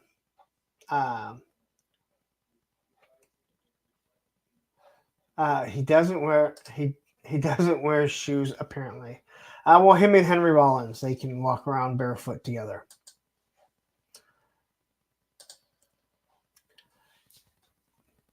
New Wonder Woman. Now these are from the movie. What movie is that again? Oh, I forget which movie it is. I don't think it's the greatest face sculpt, but sometimes when you see stuff in the promotional pictures, it doesn't look as good, or sometimes it looks better than what it actually turns out to be. Here we have mechanized Batman. So when he wants to fight Superman and not win, here you go. Batman versus... But is that at the end? But at the end of the movie, that's not Batman versus Superman, is it? I could be wrong. I will admit I do not watch that much. So Brick thinks that as this good-looking Wonder Woman. I don't think it looks awful. I just, from the angle that I'm looking at, it looks like it has a dead face. Like, totally unimpressed, like no impression, just a dead face. Not that it looks bad. I just don't think it looks. And again, I'm comparing it to Gal Gadot, right? And she's fucking beautiful. So, yeah, I probably shouldn't. But here's Batman vs Superman. All right. And then here is Superman. So these are all promo pictures. I don't believe they dropped the actual figures yet, but we got the promo pictures of them. I believe that is Doomsday, considering it's supposed to be Batman vs Superman, but I don't really remember that. Brick Sunday says, I collect Masterverse Punk. This is a masterpiece human head sculpt by those standards. Okay. Then Brick, I will let you say that. You are absolutely 100% correct. Sometimes McFarlane nails the fucking head sculpt. And other times I look at it and I go, there's a good chance I could have done better. And the saddest part is some of it is figures that you go, motherfucker, you've done this figure 18 fucking times in the past 12 months. How did you not get it right? Yep, Trenchcoat's version. Oh, you're right. Okay, Derek. I'm sorry. I was thinking what's the end of the movie with the Joker? It's the Joker, him. That's what I was thinking. I forgot about the nightmare scene. So I do apologize. You are absolutely correct. And Black Genghis has joined us. Another person that will be on the Streamathon while I'm, I don't know, trying to stay awake. All right. There's this guy. Someone please tell me who this guy is. This is the McFarlane Collector's Edition. Sometimes I go through pretty quickly and I don't remember who this guy is. So if you know who he is, please tell me. That's part of the joy of this show. It's interactive. You guys get to tell me a few things that I don't know. I'm not gonna say I'm too long. He looks decent. He looks pretty. Is this Metallo? I don't think it's Metallo, is it? Oh, it's Steve. Okay, well, so Steve here. I think he looks pretty cool. Whatever he is. I take that back. I do remember seeing what his name was. It was like, I don't think it's Metallo. Yeah, it's Grid. That's what Grid is. A virus living inside Cyborg. Once he gained control, he helped the crime syndicate. Okay, I do remember reading it now because the way that it read, it didn't read like it was his name. Like when you read it, it was reading it like they were talking about a grid of something. And after I read it a couple of times, I went, "Oh, his name is Grid." So thank you very much. Though the rest of it, I didn't realize that he's a sentient virus living inside Cyborg. Once he gained control, he helped out crime syndicate. Okay, well, I can fully see that, and I like the fact that they didn't just take a Cyborg and redo Cyborg.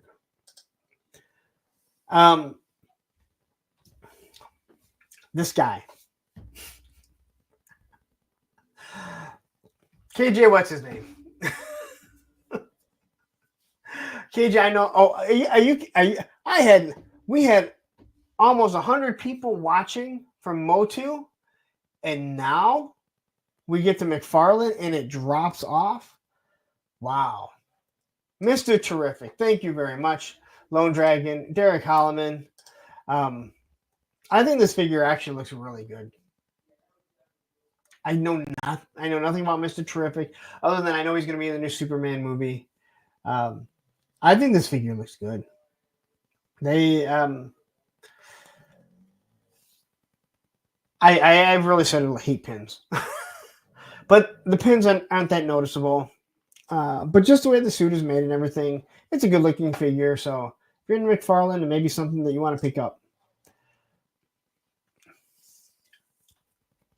Another Green Lantern, Hal Jordan. You know my feelings on Hal Jordan. Oh, I'm sorry. Hal Jordan, the character, is here. Hal Jordan, the YouTuber, is an asshole. Anyway, this face sculpt is... Well, this face sculpt is...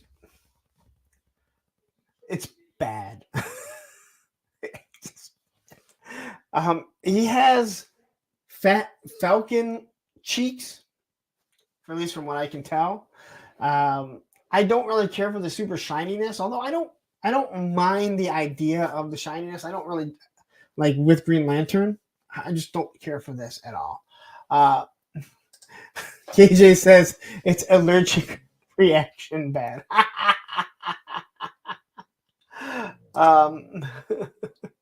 So then there is this one. So I didn't know there was a Lucha Libre Green Lantern. Clearly, there is a Lucha Libre Green Lantern. I think it looks pretty cool. If you don't know what the Lucha Libres are, then you don't know anything about wrestling, and that's fine. You don't have to. But anyway, looks pretty cool. He probably jumps high off the turnbuckles and ropes like that. So, oops, I kind of get these. I got these mixed in here. I kind of miss the days of McFarlane telling you something's coming out and people are already finding it in Walmart. Yeah, I miss it. Matthew says, John Stewart with the Lucha Libre mask on. No, Black Angus and Tony both said it's Simon Baz. He was good in Lanterns. Was he a good wrestler, though? That's what I want to know. How good of a wrestler was he? So I know there's already been some issues and people aggravated that he has a jetpack. Why does a Lantern need a jetpack? I don't know. The same reason why they need a gun. They create things. I don't know. It's part of their character. I just don't think this figure looks really good. I really don't like the face sculpt. And now I can't stop seeing an allergic reaction. Maybe an allergic reaction to the ring. We have a 9454 SS. I'm assuming that is referring to your vehicle. 1990 454 SS. Looks like Chris Pine Green Lantern. If Chris Pine had an allergic reaction. NorCal Voodoo, McFarlane blows. I'm sorry, they have terrible articulation in 7-inch. It's hard to argue. I did talk about last week. They have some great wrists. They have figured out how to make their wrists move in every fucking direction that you don't need different hands. But for the most part, yeah, they're not the greatest of articulation. You don't see many people doing a lot of photography with them. I don't know, dude. So we're gonna get through this guy because, man, I've been on. It's there. If you want it, there you go. I have no problem. You collect what you like. We're gonna make fun of it. You can make fun of the shit I collect. I make fun of some of the shit I collect. But just know you'll get another one in the time coming. All right. But again, this is Hal Jordan. Hal Jordan, the Green Lantern.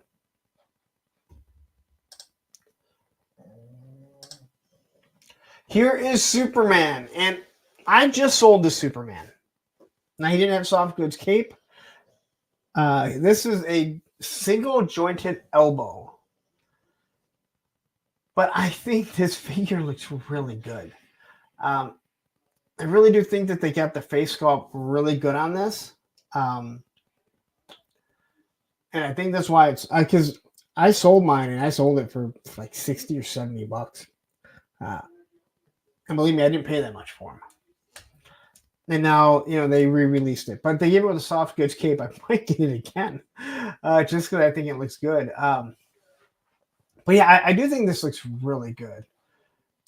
Yeah, no bicep swivel. Again, I know recently the Full Force had the G.I. Joe team on, and they talked about different, like when they're able to pull from, a figure they already have, a mold they already have. But sometimes you have to let molds go. All right. At this point, is McFarlane going to start pulling from the old Spawn molds? Is he going to whip out the old Spawn figures, those 5-inch figures, which I do have my original Spawn still sitting over there, and I have a hamburger head one still in the case. It's kind of broken up, but if you gave him better arms, this would be a damn good figure. But, well, he didn't. I love the soft goods cape. I do think it looks really good. He can at least get his hands, on his hips, like that pose that we know so well. But I guess if you could do a little bit more, it fit even better. He's got the nice S. Again, it kind of sucks that it's see-through, but we understand. Tiny Mac wants to make every single figure of every DC character except the females because he says they don't sell. 2 double joints, that is, yeah.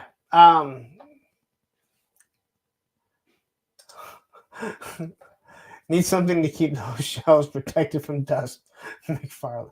Say what you want. I've said it numerous times. I don't know who the fuck is collecting this other than Toy Games and now Tony's Figs. I don't know who's collecting McFarlane, but they are selling. You go there, you go to Target, and then you go back there in 2 weeks. Those McFarlanes have circulated out, and they put new figures on the shelves. It is fucking crazy. All right, so I don't know who's buying them. It's the same. I don't know who's buying fucking Funko Pops. Well, I don't know if anyone's buying Funko Pops anymore. That's why there's so many in the landfills. But someone is buying McFarlane stuff, because I can tell you this right now. I have gone to my Walmart numerous times since the new wave of Joe started showing up at Walmart in other states, not mine.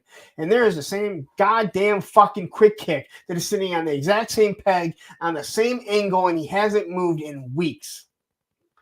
But not McFarlane. That shit is always circulating somehow.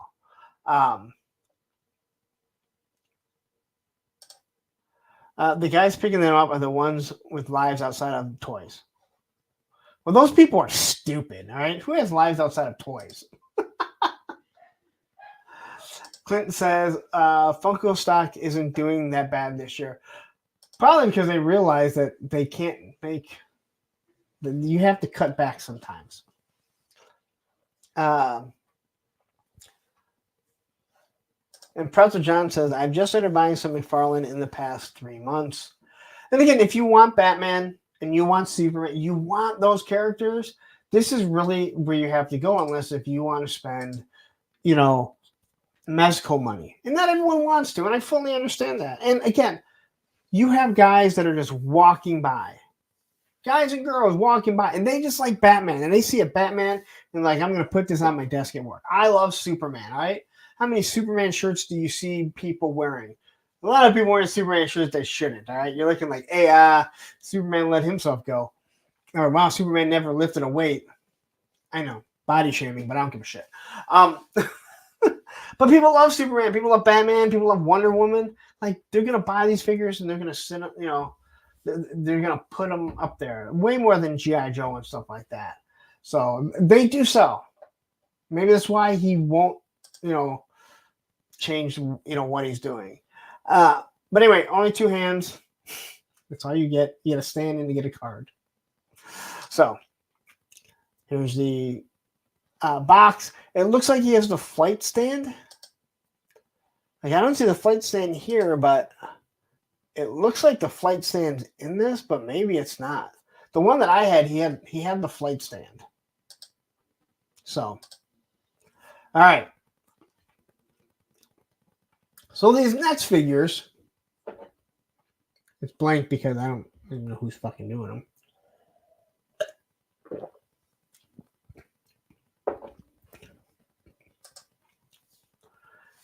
Is Double Dragon.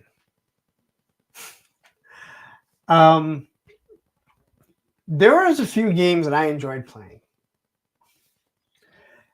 And I really enjoyed Double Dragon on my original Game Boy in black and white. Tony says there's no flight stand in there.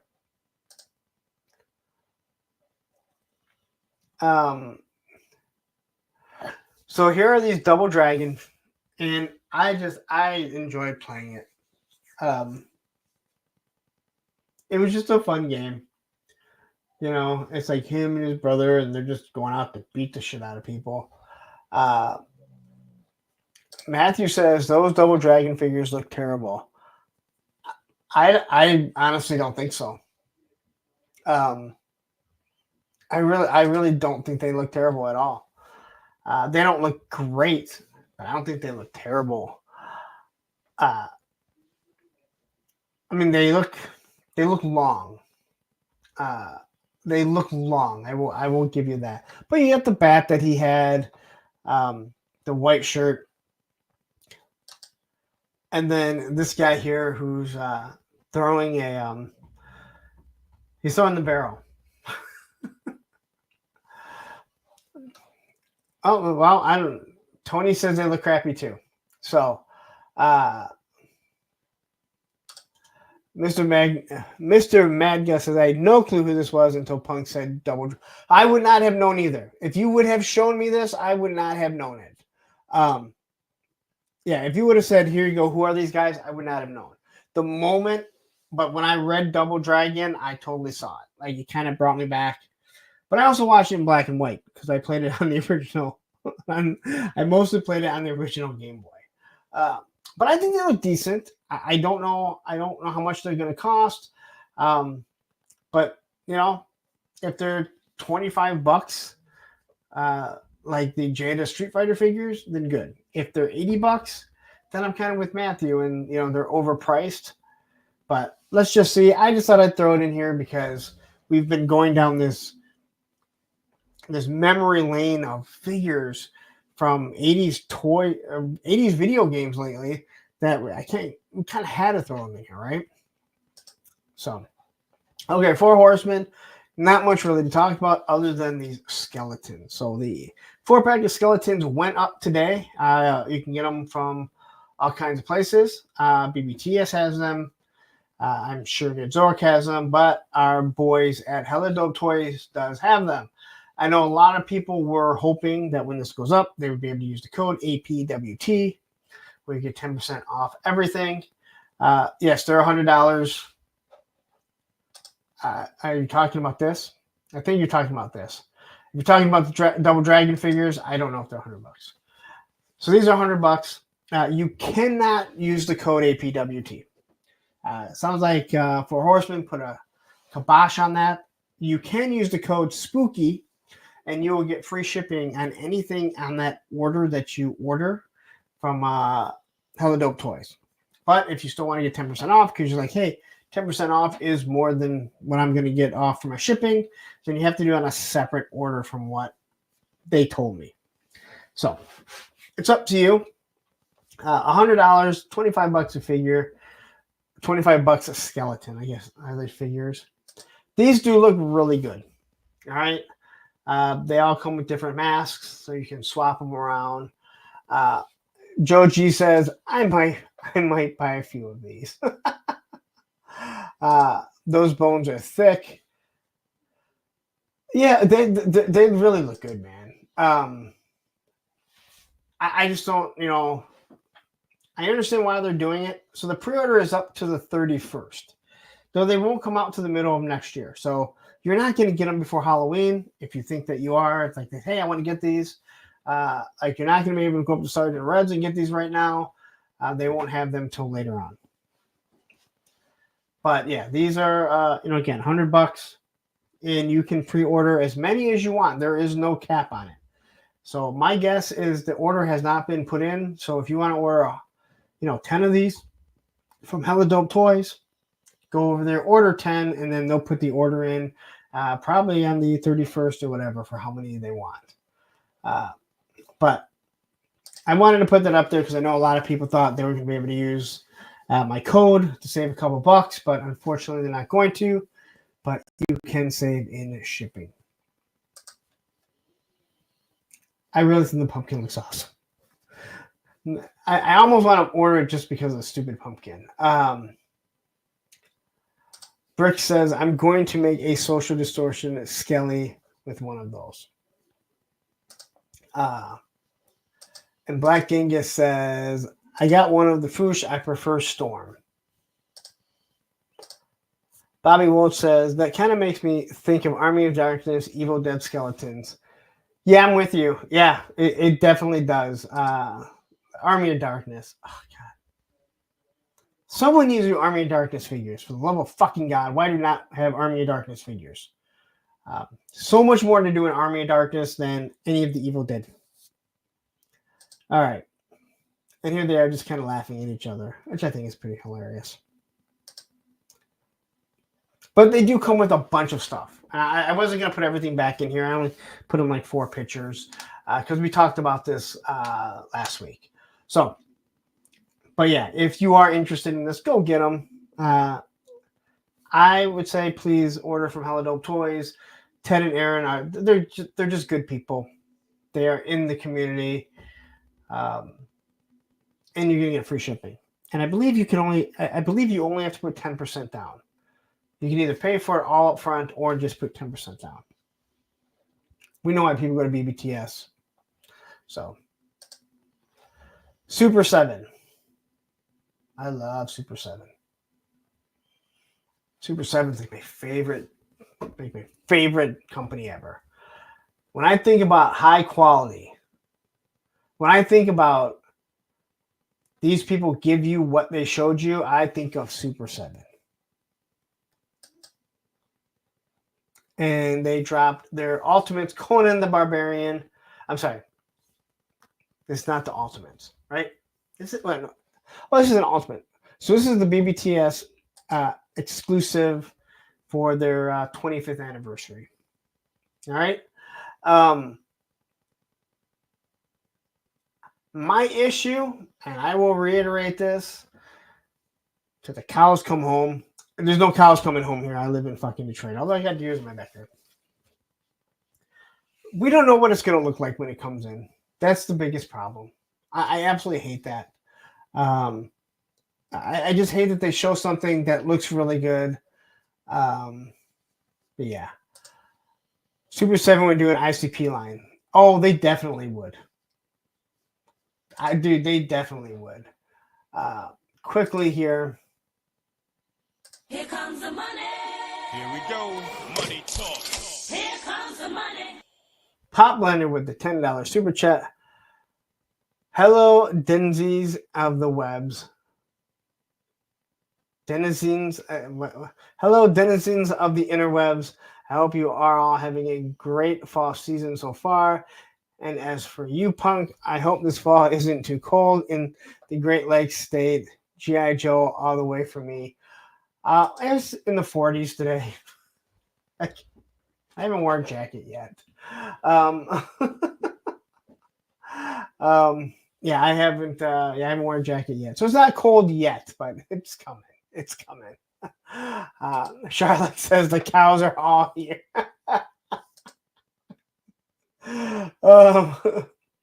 Matthew says, I saw a $35 Super 7 Lionel cheap as fuck looking. That's my fear, man. So this is the BBTS exclusive.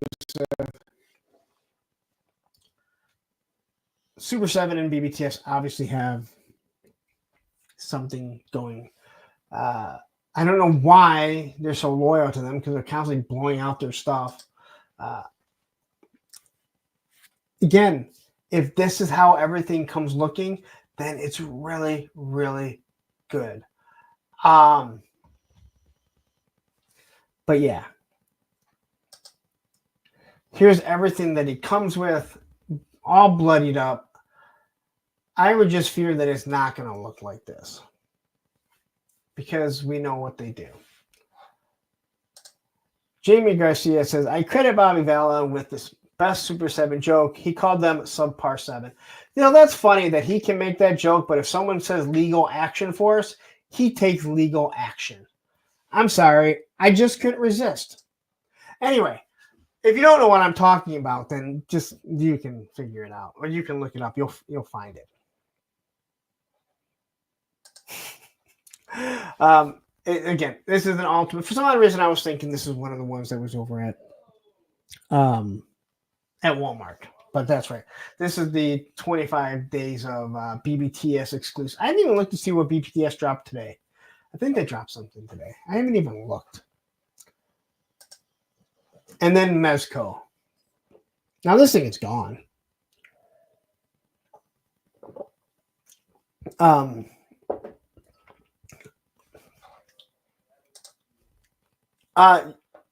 You'll get to meet him at Legion's Con.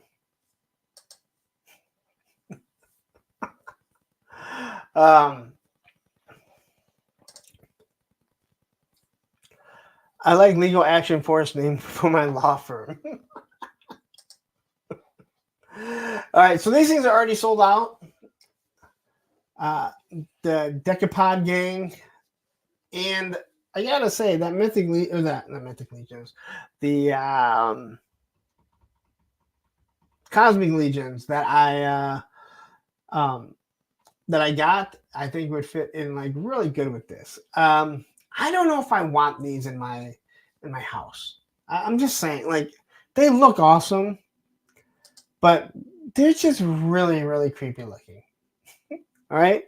So the Decapod gang, this was a 2-pack. You can get on the wait list. Stanley Amaro says, is Legal Action Force still on YouTube? No, because there was legal action taken and a cease and desist that had to be taken down. That's fucking irony for you right there. Anyway, these things look good. I'm starting to feel like I have this love-hate relationship with Mezco. Their soft goods, for the most part, look really, really good.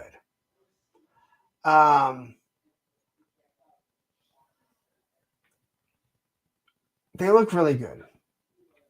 The pictures they do are awesome.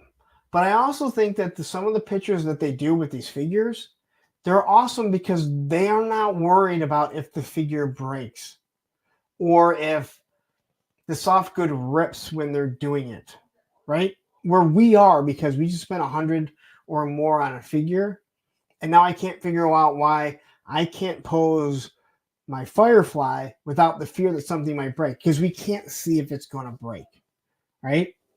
When it's a soft, when the material is like roadblocks and destros, I have absolutely no problem. But I look at these here, and I look at these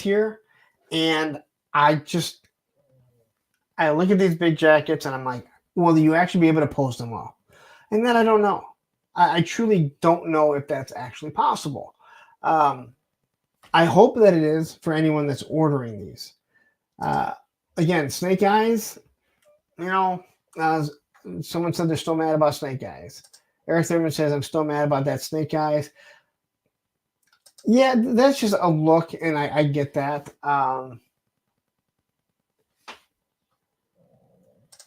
Francis Brady says, their soft goods compared to third party are weak, but you're also buying a whole complete figure too.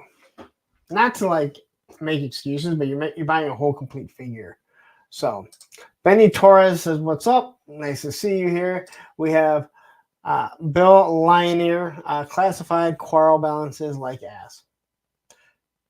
Yes, then that is because, as I mentioned, she uses the exact same buck that Scarlet, and her feet, her toes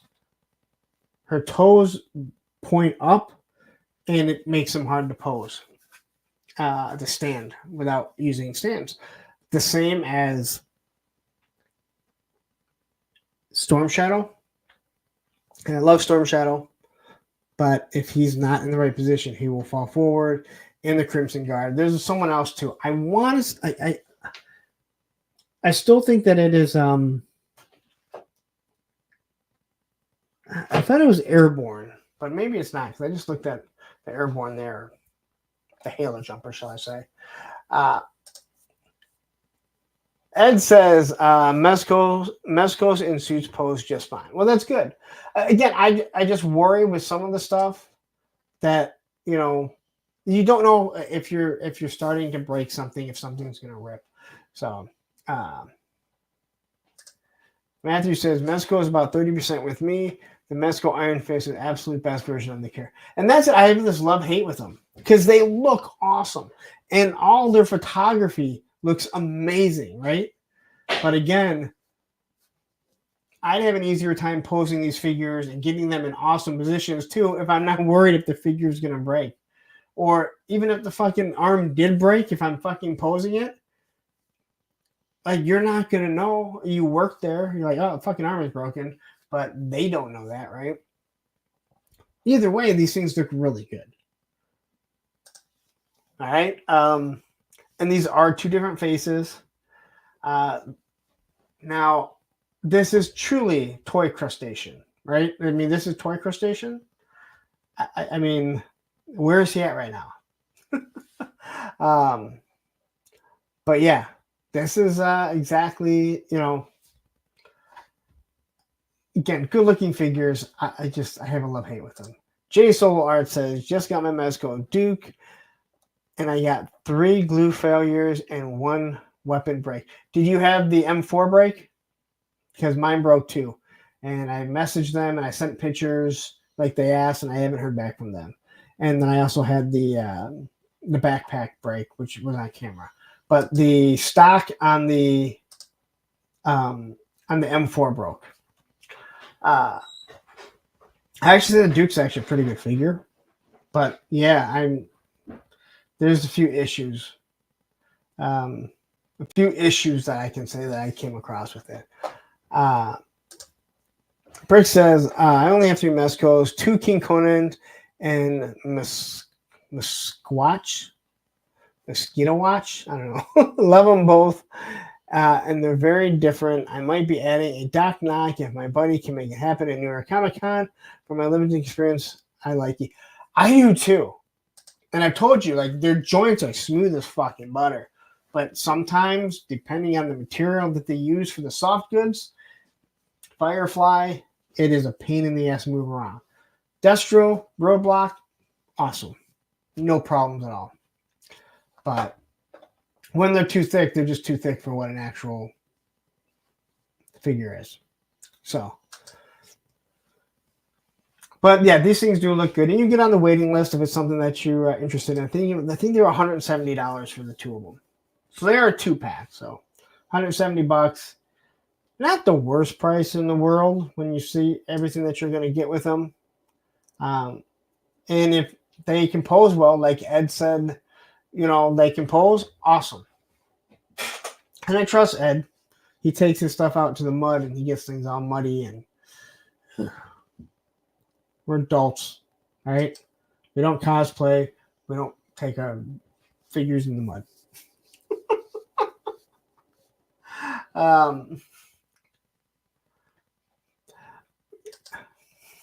Allison Troy says, whoever made the Decapod gang is going to get sued for unlicensed likenesses from my ex's brothers, because these are definitely his brothers, Ralph and Clyde.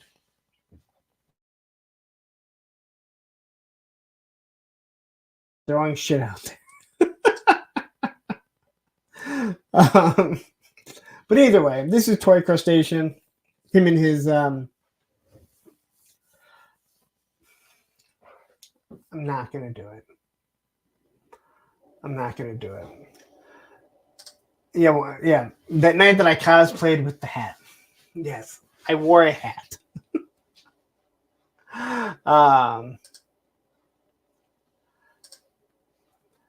Adam Vale jumps in. Just wanted to say, great job with your Joe reviews. Do you have a recommendation for cool backdrops? Oh God, there are so many. If you want something they're $50 depending on if you find them on sale. Extreme, Matthew, what are the extreme ones? They're on BBTS. They have them all the time. Extreme sets. I think they're just called extremes. You'll find a lot of them. Just make sure you don't get the 1/18th scale ones. This here, I'll enlarge myself really quick here. This here is $115, I believe. I think BBTS has them now. This is the NECA street scene, and every single person that has it will tell you that they are awesome. And then there's a couple other ones that you can get. Like that arcade right there. That's an extreme set. They have all different types, and it's nice thick cardboard. But that really is the best stuff to go with. There's a few other ones, but if you go to BBTS and you just start going through it, wait, what is it? Hold on. Extreme sets are good. Use code SkyDrillWalker at checkout for a discount. Wait, where at, Matthew? Is that for BBTS or is that for actual extreme sets? No, from the extreme set. Oh, I didn't realize that. Thank you. I wish I would have known this. Not that I ordered any, but but if you go to BBTS and you just if you look up like dials and stuff, you'll start finding a whole bunch. They have a lot of good ones. They get to be kind of expensive. There's some smaller ones. I have a video on it. You can get them at BBTS for like $40 or Amazon for $15. Go to Amazon.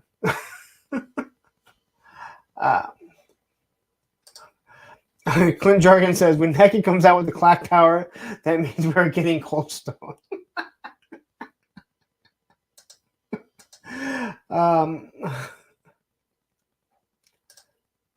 Tripping with Toys says it's actually code SkyDrill. So, I guess Extreme Sets website and use code SkyDrill. I am not affiliated with them at all. But Extreme Sets, if you want to give me a code APWT, I will be more than happy to give you one. I will be more than happy to plug your product. Anyway, back to the Decapod gang, or as Allison said, her ex's brothers. I will say this: that little, I don't know what that guy's name is that they're fighting. That's one figure I really wish I would have gotten. And I think it'll probably come out again. So, but yeah, NECA. I have a love-hate. I'm starting to grow a love-hate relationship with them. They look really good. I've only got the Joes. I didn't mess around with the Bishop for a short bit. Not for very long because he broke. But anyway, here you go. If you are interested in this, get on the wait list or just wait around because I'll probably drop some more stuff. Ralph and Clyde Hapshat. All right, thank you. Okay, Doc Nocturnal. It is one that I kind of wish I would have, but I mean, I missed it. But even so, the price would have kind of priced me out. These figures, like, again, their faces are just really creepy looking, but they look good.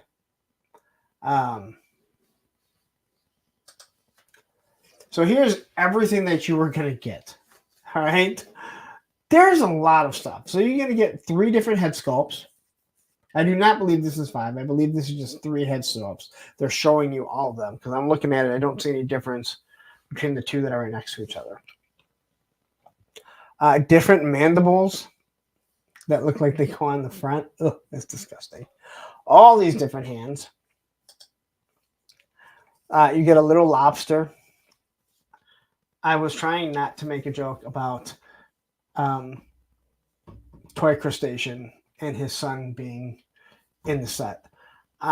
2 hats, 2 sets of sunglasses, a little bit of blood, 2 different stands, a bunch of different weapons, and they take classic guns sometimes, like the Tommy gun, and they make it their own. Woody 222 says, "Have a good night, everyone, and Punk, keep doing you." Hey, I can't do anything else. It'd be way, way too much energy for me to do something different. Different guns, different blast effects.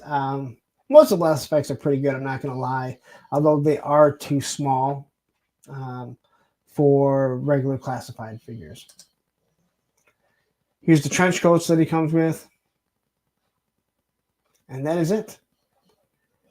And that is everything for toys. There's no G.I. Joe news. I know that kills everyone. Like, oh my God, there's no G.I. Joe news.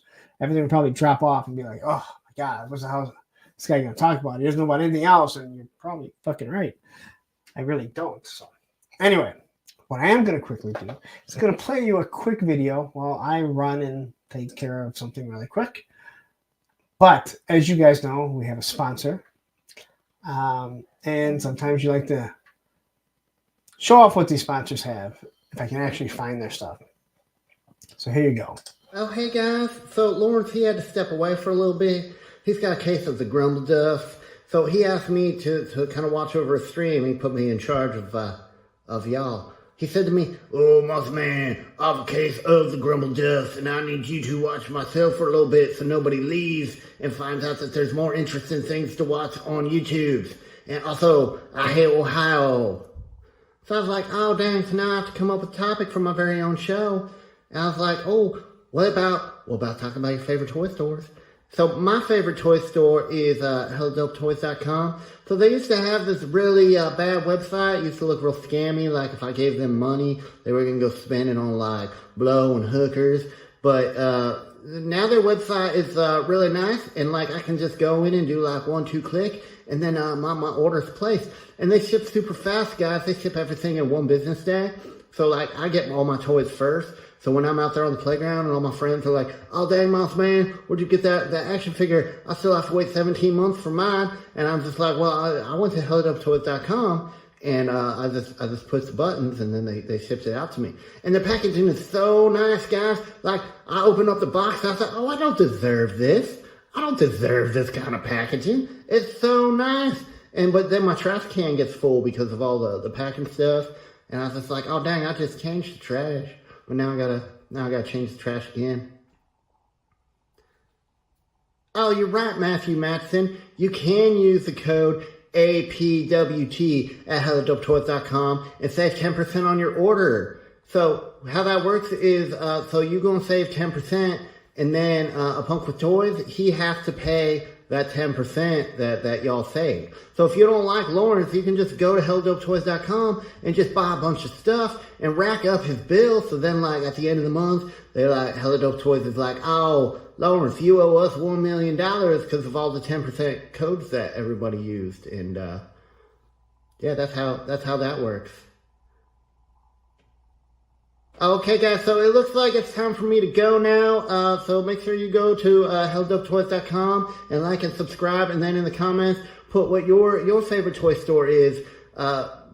But if it's not HelloDopeToys.com, I'm probably just going to delete it, okay? So, all right, guys, bye!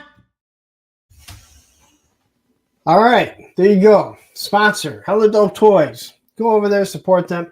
Use code APWT. You get 10% off. Or go to Entertainment Earth. Order something from Entertainment Earth. Use a Punk, and you get 10% off anything in stock. Or go to Amazon. Hit one of my links. Go to Amazon and buy a bunch of shit for your home. Support the channel. All right. Hey, Sean Jones has joined us. Have you never seen the Moss Man commercials? Just so you guys realize, I'm going to have about, from what I understand, according to Ted, like 4 different Mossman commercials for the Streamathon. I've already seen one of them. I have not seen the other ones. I can tell you, as I mentioned early on in the show, the first one's really funny. He was worried that I might not like it. I know why he said that after I watched it. I don't get mad about stuff like that.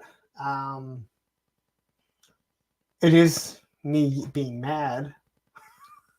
So I can only imagine what the other ones are going to be. But I quickly... So understand, I'm doing 36 hours. You're going to see a lot of videos.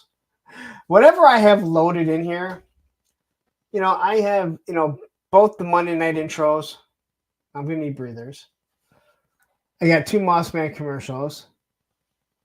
I have the Bobcat. That's 1 minute. I have the Thursday with a Friend, along with Punks on Film. All right. You'll probably hear some of that. I got a 2 minute 18. Do you guys remember Krusty's rap that he did? I got the Big Show commercial. Hopefully I'll get a commercial from my other mod so they can talk about, the Toy Elite and promote their show. So I will be taking breaks. I won't need breathers at the time. I mean, how everyone else has commercials. I probably should really schedule and have commercials more often. Yeah. Hasbro charged for Starduster yesterday. Johnny Reno said he actually got shipping notice. Oddly enough, I did not get shipping notice. I usually get it right away. So looks like I won't be getting him tomorrow. I guess I'll be okay. Yeah, and like I said, I will make sure that there are links for people so they can jump on, and all that. Yeah, Travis loves making AI songs, so I don't know why they don't have a commercial yet. I don't. And that's another thing. Ed, let Travis. I don't want a long AI commercial. I hate AI. All right, I know Travis loves those. I'm with Matt. I'm with Matthew. I'm sorry, Matthew. Don't call him Matt. He'll remember when people call him Matt. I'm with him, and I've already told you. Ed, I've already told you. You don't need 5-minute AI 5-minute songs. Like, anyway, okay, hit that like button if you haven't. If you're still here, you're not subscribed, please hit that subscribe button. I can see people are starting to taper off here. There's 150 votes here. I'm sure we're 150 people watching all at once, but only not. How do you fucking vote?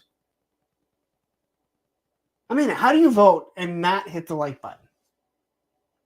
Oh, you know what? That's what we forgot to look at.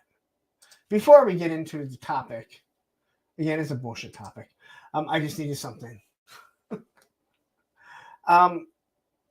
We forgot to look at the hate watching section of this. So let me present this really quick. We got to look at the hate watching. I actually really do enjoy this part of it. I really do hope that no one is just clicking this just because. But quickly, we'll look at the hate watching here. So, the Cosmic Legions only has 1 dislike. That was dropped today. But this here, this G.I. Joe Night Force Falcon and Quarrel, right? Over 2,000 views on it. It has 6 dislikes. I don't know how you like what you dislike about it, but man, some people didn't like it. It almost feels like it's specific people. Got no dislikes on this one yet. That's good. No one disliked Kenzo, but 3 dislikes for last week. So there's my hate watching just for a little bit. I really do enjoy the fact that people tune in here and they dislike stuff because they don't like me. Again, something I just don't get.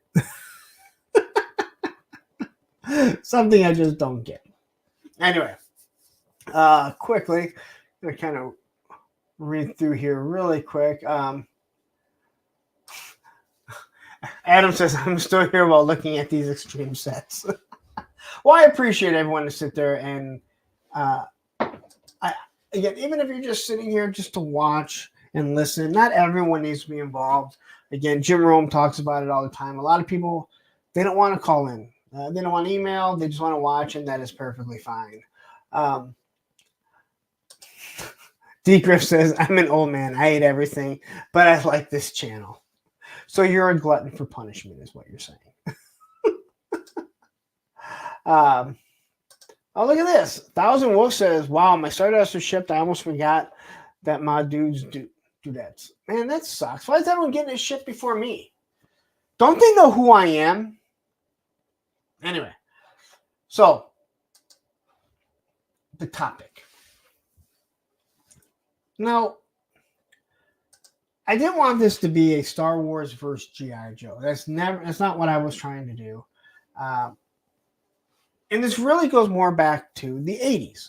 And I've said before, especially when the reaction figures came out, I said, nobody wants a 5 POA G.I. Joe figure, right?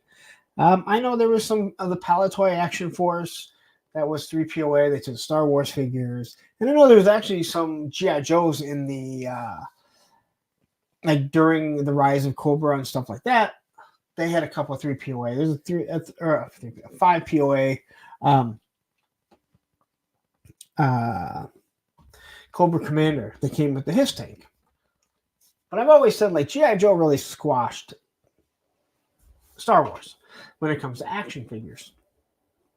And that's because you took that 5 POA, and we didn't know what 5 POA was at the time. We just knew they didn't bend, right? We knew that if you took a snow trooper and you put him out straight with his gun, he was going to fall over because there was absolutely no way that he could balance. G.I. Joe comes in, they got elbows that bend, knees that bend, then they gave him swivel arm battle grip, then they gave him necks that moved up and down. Obviously, the O-ring, you could do all kinds of things. You could do the splits, all that fun stuff. And I think that's what really killed the toys, right? Now, obviously, Star Wars not producing more TV and more movies, and obviously they weren't doing TV other than the Christmas special and stuff like that.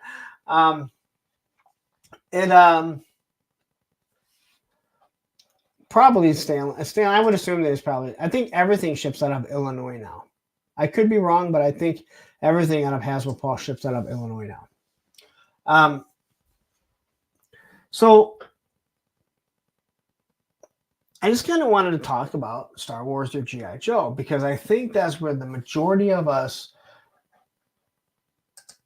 were at some point that are in our mid to late 40s and into our 50s, right? I know there was He-Man, but they were a different scale. They were a completely different. They were a different beast. When you look back at the 80s, as many different toys that there were, as many different toys as they were, the 1/18 scale, 3.75 was really the big thing. The 18 figures, they were 3.75. The Lone Ranger, the Dukes of Hazzard, Chips, Battlestar Galactica, all that stuff. And yeah, He-Man was different, but He-Man, that changed a lot of different things. But there's never been a scale of 5.5, right? There's never been a 5-inch line that's standardized everything the way Star Wars and G.I. Joe did.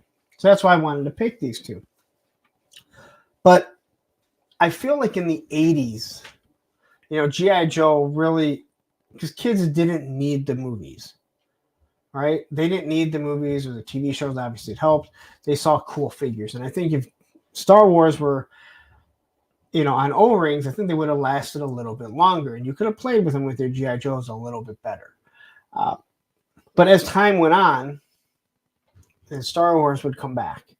And I think that the power of the Force, how many people got back into collecting because of the power of the Force?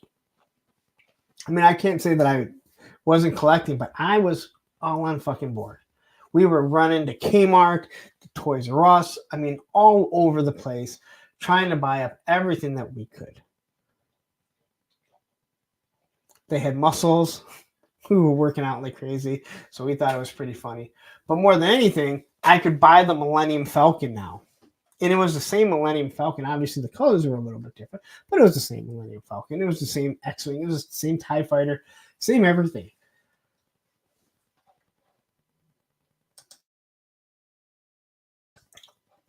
So much to the point that the way their legs would kind of split out, sometimes you couldn't even fit them properly, especially in Luke's land speeder. But I feel like these two lines are the ones that continue to bring people back into collecting. And even though, yes, me putting this up here, it doesn't matter. I know my crowd here. I can put G.I. Joe versus He-Man. It doesn't matter. G.I. Joe is going to crush it. I can put G.I. Joe versus Valorverse. G.I. Joe is going to crush it.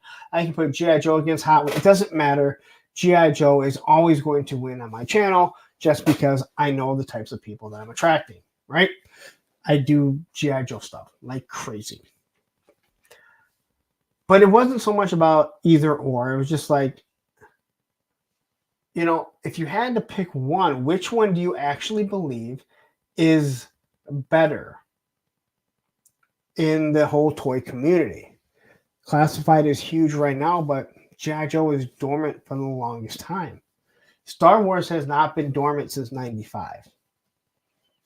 They constantly bring media out. Some of the media has sucked. If you don't believe me, go watch Pop Blender and Matthew. They'll tell you how everything Star Wars comes out sucks nowadays. Some of it I agree with. Some of it I don't agree with. G.I. Joe for me, that was everything. Eric Thurman says, all my G.I. Joes broke in the 80s. And that was a huge... It's not even that the plastic was weak. It was that it was a harder plastic. And it's funny because people bitch now, but that's one of the reasons why they don't use that really hard plastic. Am I correct? So Francis Brady here says, the Black Series is a perpetual disappointment. I think one of the biggest issues when it comes to Black Series, and I hear a lot of people complain about it, is the fact that G.I. Joe, this here, right? This is Airborne. This is literally a complete 100% repaint of Airborne, but you don't know it, right?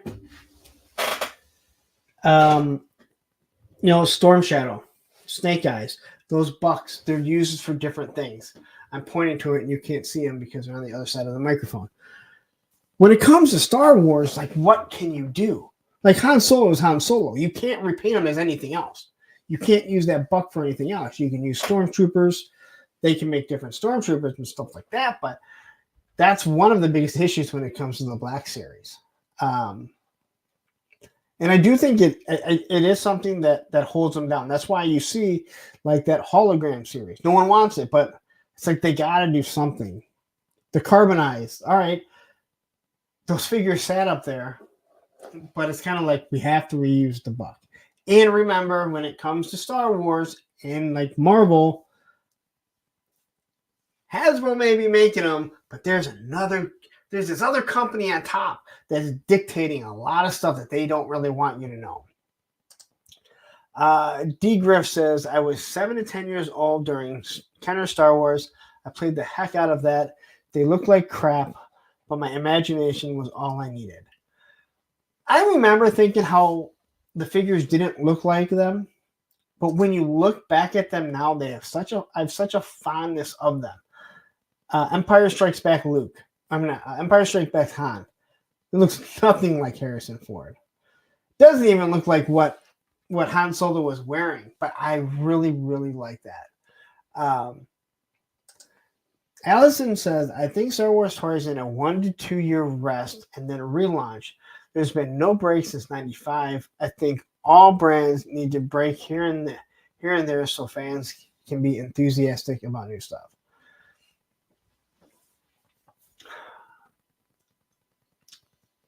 I don't know how to disagree with that, other than the fact that you know that a corporation like Hasbro and obviously Disney, they're not going to let that happen. But I see exactly what you're saying. I've heard bands talk about it. Hey, I'm sick of it all. Says we're never going to do this breakup thing and then come back. We probably should, because you break up for 5 years or 2 years or whatever, and then you announce that you're back, and all of a sudden everyone wants to see you again. Your logic is very sound. And I think you're actually right. I think if Star Wars, if the Black Series went away for 2 or 3 years, there would be people that miss it. Because it sells. I don't care what anyone's. I don't give a shit that a lot of that stuff is at clearance or at Ross or at Ollie's. That stuff sells. Just like McFarlane. All right? Look what Identity says. Joe's broke sometimes, but I distinctly remember also melting a version 2 Storm Shadow on top of a lit matchbox. Yeah, and Matthew here says, I don't disagree. And again, I don't disagree either. Other than I know that a corporation never would. It's a sound, it seems like a sound philosophy, but I have to say that if I'm a corporation, there's no way that I'm letting it happen. Even though it might be better in the long run, what if it just goes away and people forget about it? They forgot about G.I. Joe. It was a few people there that pushed it. And I will stand by what I've said. I truly do believe that the only reason why G.I. Joe is still there is because they can't say no to the amount of money that it's bringing in. But going back to Liquid Identity here, I believe I've told the story before. My Windows as a kid went down. And I found if I took a Star Wars figure and I put the head on the windowsill, and then I, with probably all my 60 pounds, if that, grabbed the top of it, and I slammed it down as hard as I could, the head would pop off and bounce against the screen in the window probably about 4 or 5 times. And I thought it was the awesomest thing. I probably went through 100 fucking Star Wars figures doing that. You couldn't do it with a Stormtrooper because they didn't have a neck. I look back at how much money that was. And I'm not talking about how much money it was back then. I'm talking about now. Menhoza says, Black Series does not have enough accessories for the figure. G.I. Joe Classified is a gift that keeps on giving that respect. In that respect. You're absolutely correct. And that's why I said, like, there should be certain accessories that they should just give with Marvel and Star Wars. Right? Why don't you have blast effect? Why do you not have laser effects with every Star Wars, right? You have a blaster, boom, it has this. Why don't you give it, if it has a lightsaber, it has a lightsaber effect, right? It's hard to give something that's in a movie something that they didn't have. But blast effects, every fucking Spider-Man should have webs, right? They have them. Throw them in there. There's no reason why there should never be a web effect in a Spider-Man. Yeah, Charlotte says Disney will never let Star Wars have a breather. I agree. But again, I think we all know exactly what Allison is saying, and I don't think any of us are probably going to disagree. Them going away for 2 years would really bring back, like, wow. But you still, again, you see people right now going crazy for the Super 7 O-rings, but how much? Where you have the retro collection from Star Wars, there are people that are still collecting that. And as much as we look back at it and think, wow, G.I. Joe was just so much better. And it was. You cannot argue that the G.I. Joe toy was not a better toy than Star Wars. You can argue, you could say I didn't like it as much because I just like Star Wars, and Star Wars had a feel that I fully. But you can't say, even though, Brian Flynn tried saying that he always liked five POA figures better, I'm still going to say bullshit. You can't argue that the G.I. Joe was better, even that the thumbs and their crotches broke. Like you just can't argue it. It's the same as arguing the fact that saying an army men are better than G.I. Joe figures because all I gotta do is pose, just stick them somewhere and they're already set, right? Snowwolf says the main problem with the Black Series is that they are mostly based on failing TV shows. All right, so this is where the problem comes when it comes to that.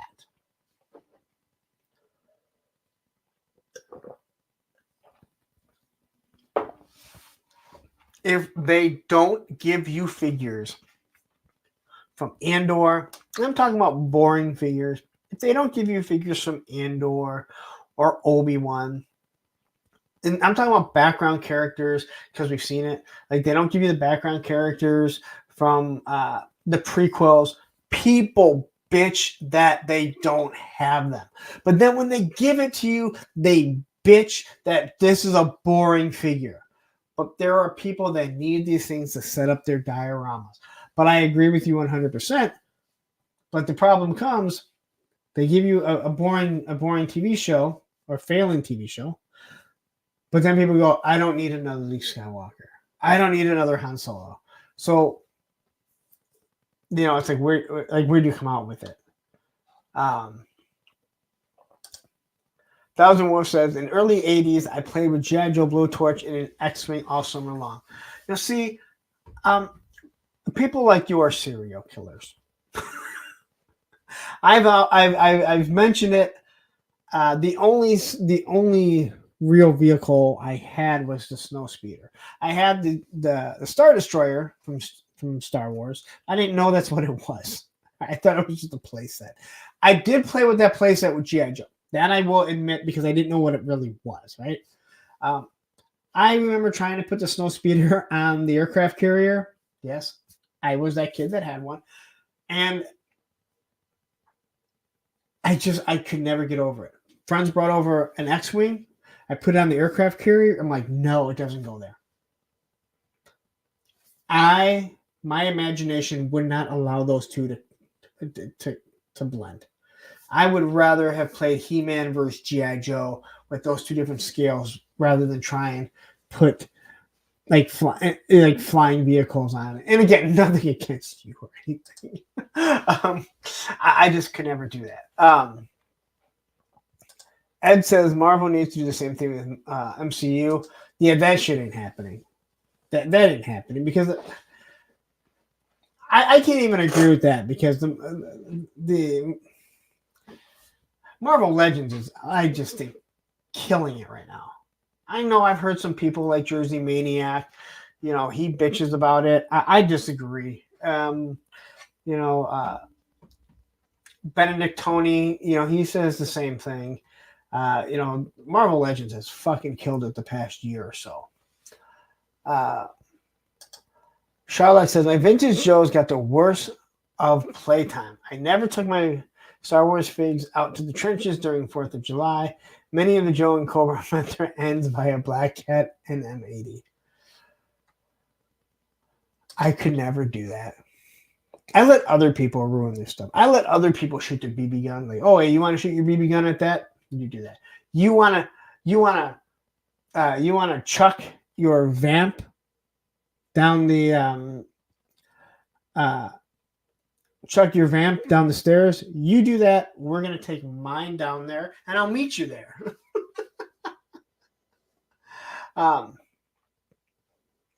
Look what I just said. As an adult now, I truly appreciate how kids play with it. I agree. I remember being so excited to play action figures with my son. to about 15 minutes into it. And then you're like, playing isn't that much fun. Setting up, displaying, I like that. I can do that all day. But sitting there playing, your imagination as an adult, for most, changes. It is just not the same. So Liquid Identity, I'm with you. I truly do appreciate it. And that's why I'm like, kids need to stay kids as long as they can. Because we don't have to grow up per se. We have to adult. But most of us are never going to be able to get down and play. I know Ed does. At least he did. But I just can't do it.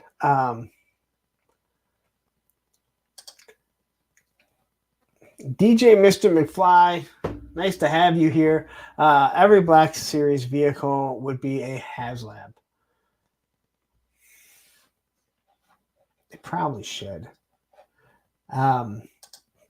Those are really large. Like, they really are, man. I go back to it. There's a reason why they're not making Black Series vehicles. As awesome as the Snow Speeder is, it's large. That TIE Fighter is so fucking big. Adam Vale says every Joe figure should come with a blast effect. I kind of disagree because I don't think Hasbro makes very good blast effects for guns. For blasters, they can get away with it. But for their guns, just go order some Valiverse ones and call it a day, because those ones are the best, least expensive ones that you're going to get. I disagree wholeheartedly with this. G.I. Joe Classified should come with a build vehicle. I disagree wholeheartedly, because not everyone wants to buy every figure in a wave, and you shouldn't be forced to. The reason why Marvel Legends did the build a figure so much is because they knew they couldn't give as many accessories away, and this was one of the ways that they could find a way to do it. But then it forces you to buy every single figure in the line, and sometimes you might not like to. People have mentioned that about doing like snake armor. Now, what would be kind of cool is if you threw like bat pieces in, and maybe they're kind of beat up. I think all these companies should have little trinkets thrown in to start building up a display, right? This is your backdrop. The frozen fudgy bar, great idea, right? You don't need it, but you can use it with any figure. It's something that can just kind of sit there in the background, sitting on a desk that you make, that you 3D print. Anyone can be eating one. Yeah, it's one of those things where I think that's where some of these companies should do it. Look at NECA. NECA does it. All right, they give you these little accessories. They're awesome, and they start to build out your diorama. That is your world building. That is your world building that one person constantly says there is no world building in 1/12 scale. Yet behind me, you see a whole fucking shitload, and so many people constantly do it, right? There's world building in any scale that you want, right? And this is something that these companies can kind of throw out at you that would definitely help out. And then they say, hey, we gave you something. Marvel Legends, why are they not giving one little piece? It doesn't really have to be anything. It can be a fucking teddy bear, right? Be a little fucking teddy bear. You're going to find somewhere to use it. Unless if you're a kid, then it probably doesn't really matter. But for us as adults, and these are adult collectibles, that's exactly what you want. And NECA does it the best. Pop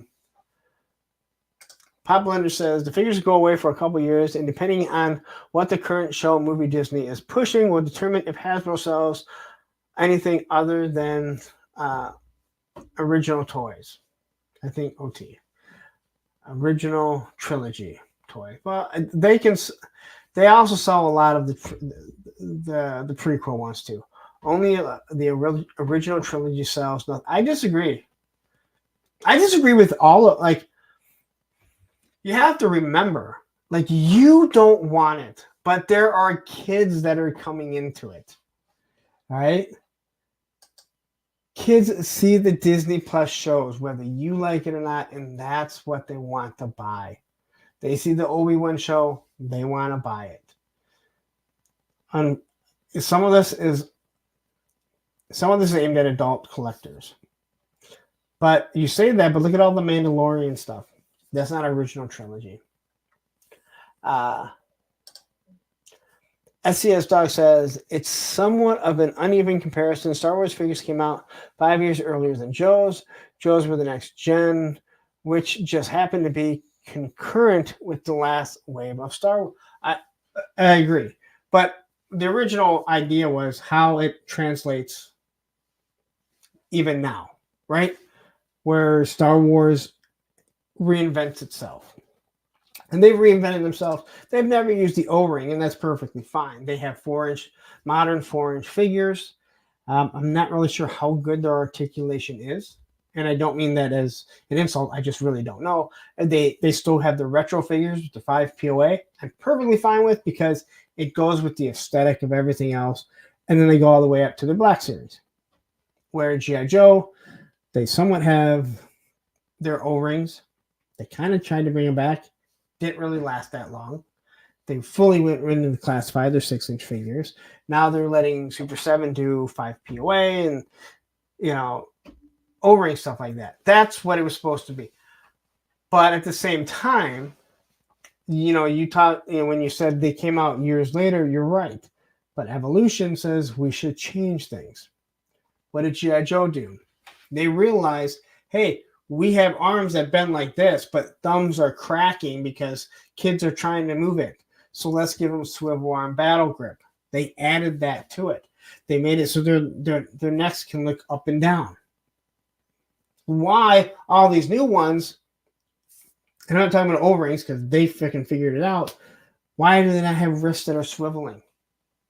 So it is all part of an evolution, right? Like you should have, you need to change some stuff. I understand what you're saying in the beginning, but it's also what crushed it, right? Now, would Star Wars have died? Yeah, because after 83, there was no more movies. Frostbite says, I reckon I've easily spent more on my current Star Wars collection than my G.I. Joe collection. And again, it's not even about what figures are better. It's about what you like better. And that's why I said Star Wars or G.I. Joe. A lot of it all goes together, right? A lot of it will play together. And there's reasons why people like Star Wars and not G.I. Joe figures. I can't even, again, I can't compare the two because there is no comparison. Brian Flynn disagrees, and he says he likes 3 POA or 5 POA more. Those fuckers really ruined everything, right? 5 POA. But they really, you can't compete with it. It's just impossible. It's like trying to say that a straight arm G.I. Joe is better than swivel arm battle grip. It's just not. Was Mego the company that invented the O-ring figure, or did some other company start? I don't know. It wasn't Hasbro that did it first, I don't believe. But I'm not sure if it was Mego. If anyone would know, it would be Ed or Matthew. But I would ask, Ed, do you know who started the O-ring? Because there were a lot of figures that were O-ring before then. That's why it makes no sense why no one else has done it, other than the cost. And there is a cost to it because everything has to be assembled.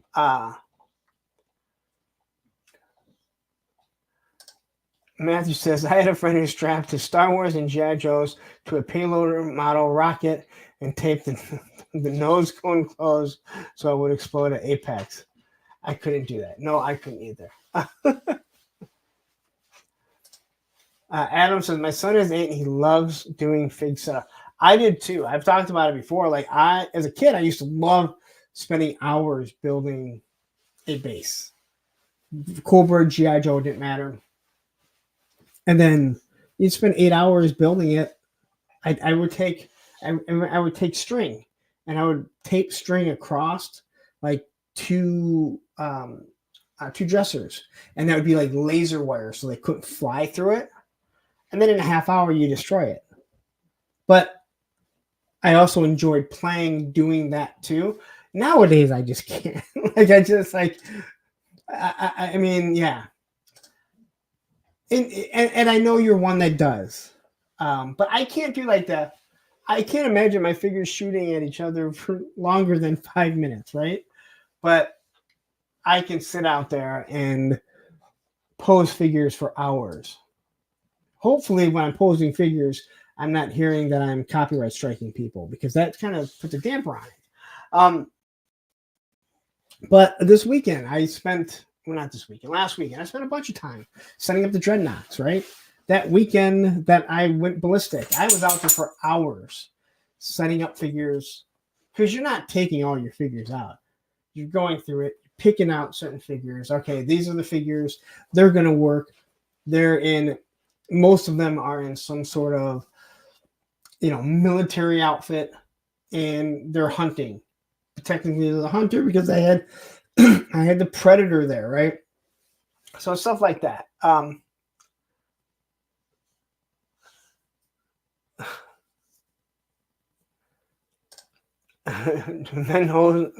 Menhoza. I'm never not going to say it like that. It's like Unsolved Mysteries reenactment to pose my figures for. Dude, I love that. I love that, man. That is awesome.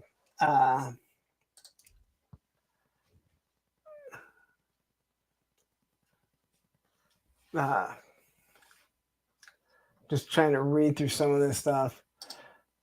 Yeah, so so now I'm actually kind of build the snake, but yeah, and a lot of people have talked about throwing in parts in a wave to build the snake. I think that would really hurt the line. I think that would really bother people. I really do. Charlotte says, for a build anything, classified series would have to be released in actual. That's a whole other thing. You'd have to have at least a 5-figure wave. Body, arms, head. Because usually the body comes with the head. You're going to get 2 arms. I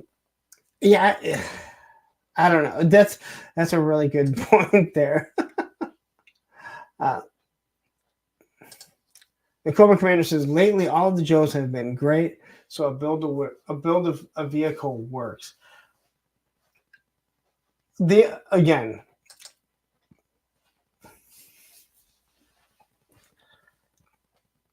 if you want to army build it, and that's what people do, they would have to buy multiple figures. People don't want to do that.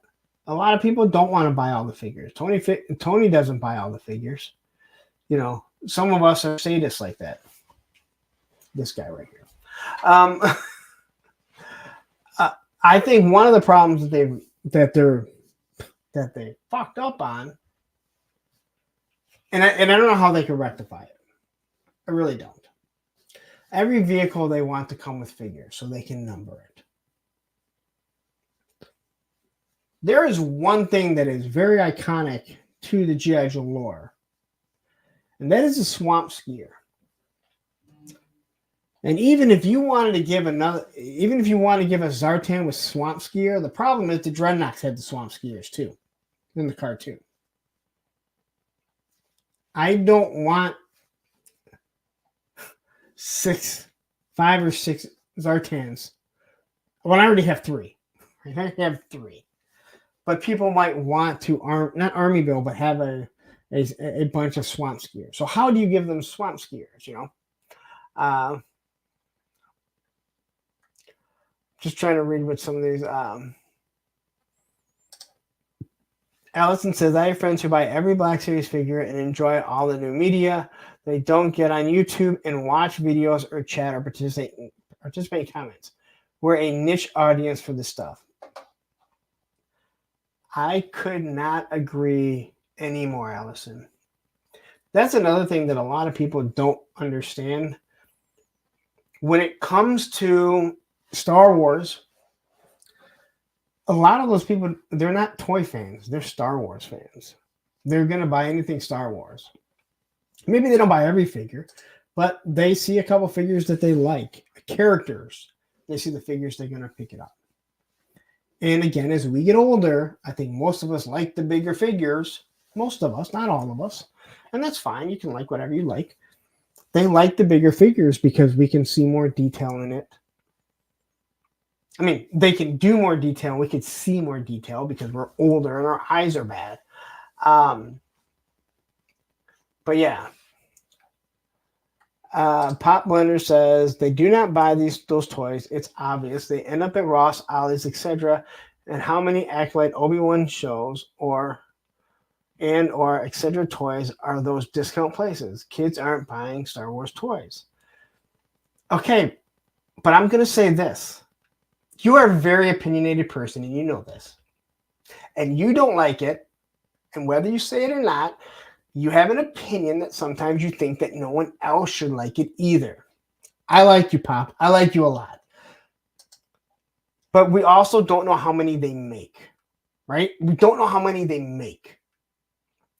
So just like the G.I. Joe stuff, they overproduced it. They overproduced Star Wars, and they overproduced Marvel. Now, that's both on Hasbro and the Disney brand.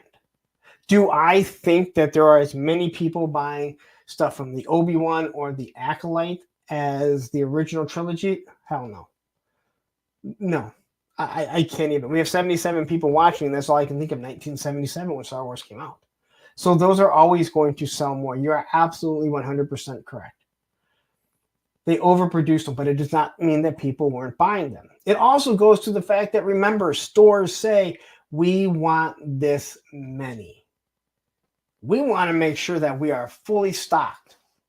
And then when they don't sell them, they end up at these discounted places. That's one of the things that you also have to think about. I'm not really sure how we got on this because this was supposed to be the topic, but it seems to be drawing interaction. So, Charlotte says, my oldest son got 2 episodes in the Acolyte and asked why Star Wars isn't as good as it used to be. And remember, a lot of that goes back to when they hear us talk about it, they'll say the same fucking thing. My son, he determines shit. He's 18. He determines shit on what he reads. I said, you haven't even seen it. Why? How can you say it's not any good? I read about it. Okay. I watched what YouTubers said. Okay. That goes back to that goes back to everything that I've always said about music.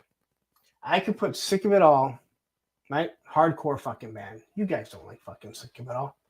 But if they got put on a fucking radio station and that fucking DJ told people this is the best fucking music, people would be all over it fucking jacking off. Like everyone loves fucking Hatebreed and fucking Metallica. And guess what? That was because someone told them to tell you, not all of you, they told the masses to like them, and guess what? The sheep just fucking sheepled along, and they fucking listened to what everyone said. Man, I'm just insulting everyone right now, aren't I? I'm just insulting everyone. Papa says, I'm not saying prequels doesn't sell, but let's not kid ourselves and act like any of the Disney shows are selling. It's so apparent. Okay, but I can say that about any Star Wars figure. Why did I buy, why did I buy Lando Calrissian in Ross? Why is Lando Calrissian always up on the pegs? Right? But all the Mandalorians are selling. I understand what you're saying, and yes, the original trilogy and the prequels are always going to sell more. If you notice, they don't even make anything of the Disney sequels. They don't even try. Like, it's fucking hilarious how much they don't even try. And I'm actually okay with it. But I also know that just because I don't want it does not mean that there aren't people that don't want it. All right?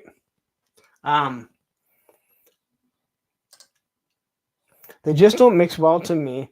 I just can't see Luke and Ahsoka coming to Earth to explore the Force on the planet. Are you talking about G.I. Joe and Star Wars mix? Because yeah, if that's what you're talking about, I'm with you 100%. If you're talking about mixing Star Wars, I think Star Wars for me has always been hard to mix characters that aren't already together. Because I feel like the imagination has been taken out because this is this canon. This is this lore, right? This is this lore of how they all go together. Okay? And as a kid, I had a hard time because I couldn't play Star Wars any differently. G.I. Joe was different. Even though there was a comic, they were doing other things. He-Man was the same way. Transformers the same way. Like, I could do different things. I played Star Wars. This is how Star Wars starts. This is how Star Wars ends. This is how Star Wars has to be. I have the same thing when it comes to like mixing, I would say mixing Star Wars figures. Lando Calrissian isn't going to mix with Yoda. He's just not. So yeah, I get stuff like that. Brian King says Star Wars and G.I. Joes is what I collect the most because they were the only two lines I played with as a kid. Yeah, and I think that's still really true. And that's why I said, like, when they do their HasLabs, they should have a gap. G.I. Joe, something Ghostbusters, Marvel, something else, Star Wars. There is a cross between those three products more than anything. And you don't want to just keep eating at your, at the people. Like, they're the ones giving you the money. Ed says, I used to build Lincoln Long forts outside, and my bro and I would set them on fire with figures. And because of you is one of the reasons why my G.I. Joe collection is worth so much money.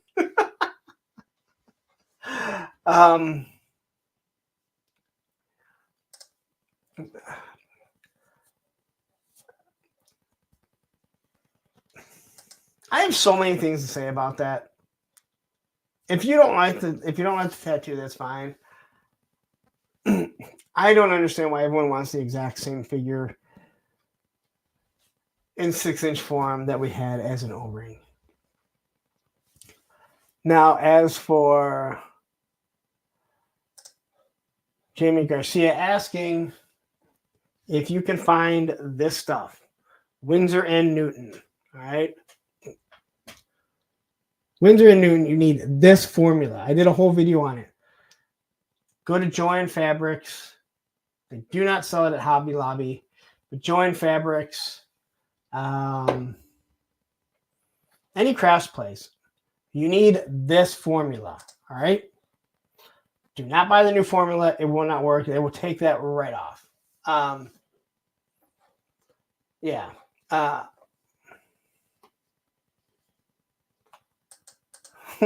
MCR says,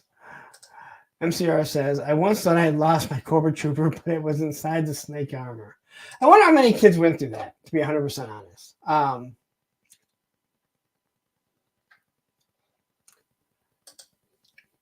A Silver Mirage builder. But my question is, why would they do that when they can just give you a Silver Mirage with a figure, then a steel core helmet, and go, hey, here you go. They want those things numbered. They've actually admitted to it.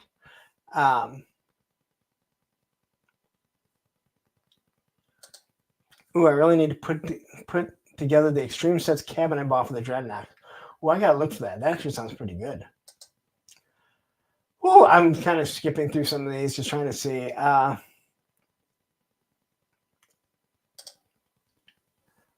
DJ Mr. McFarlane says, I just bought 2 Black Series at retail price. For the most part, I would buy them at discount.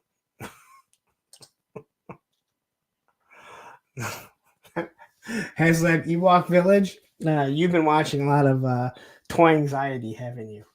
Is it confirmed?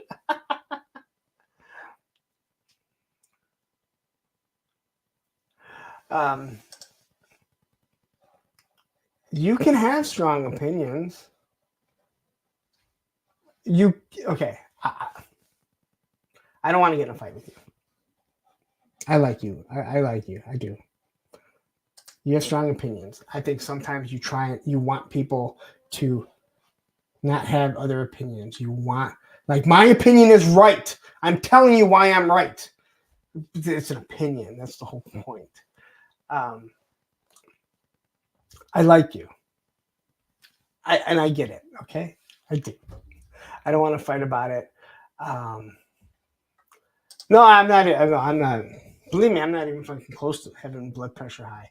I mean, I might, but not because I'm mad or anything.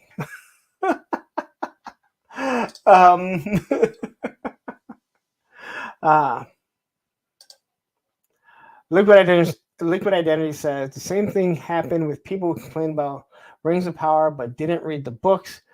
They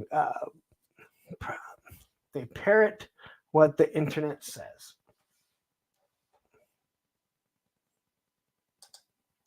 And yeah, now I know I'm way far back because I admit I'm like insulting every fucking person.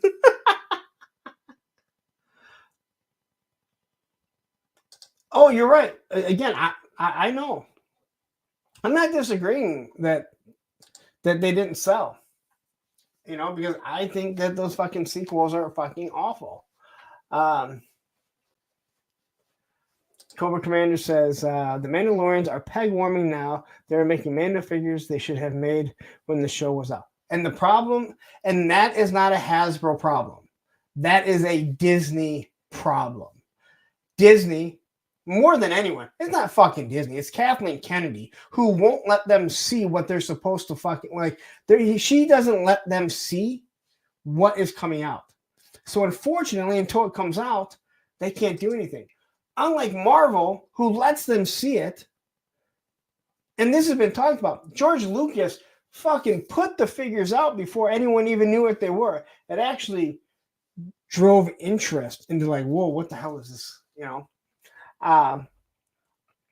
Sherlock says, I gotta head out. I always love hanging out. See you next time. Thank you. I hope you were here when I insulted you and everyone else.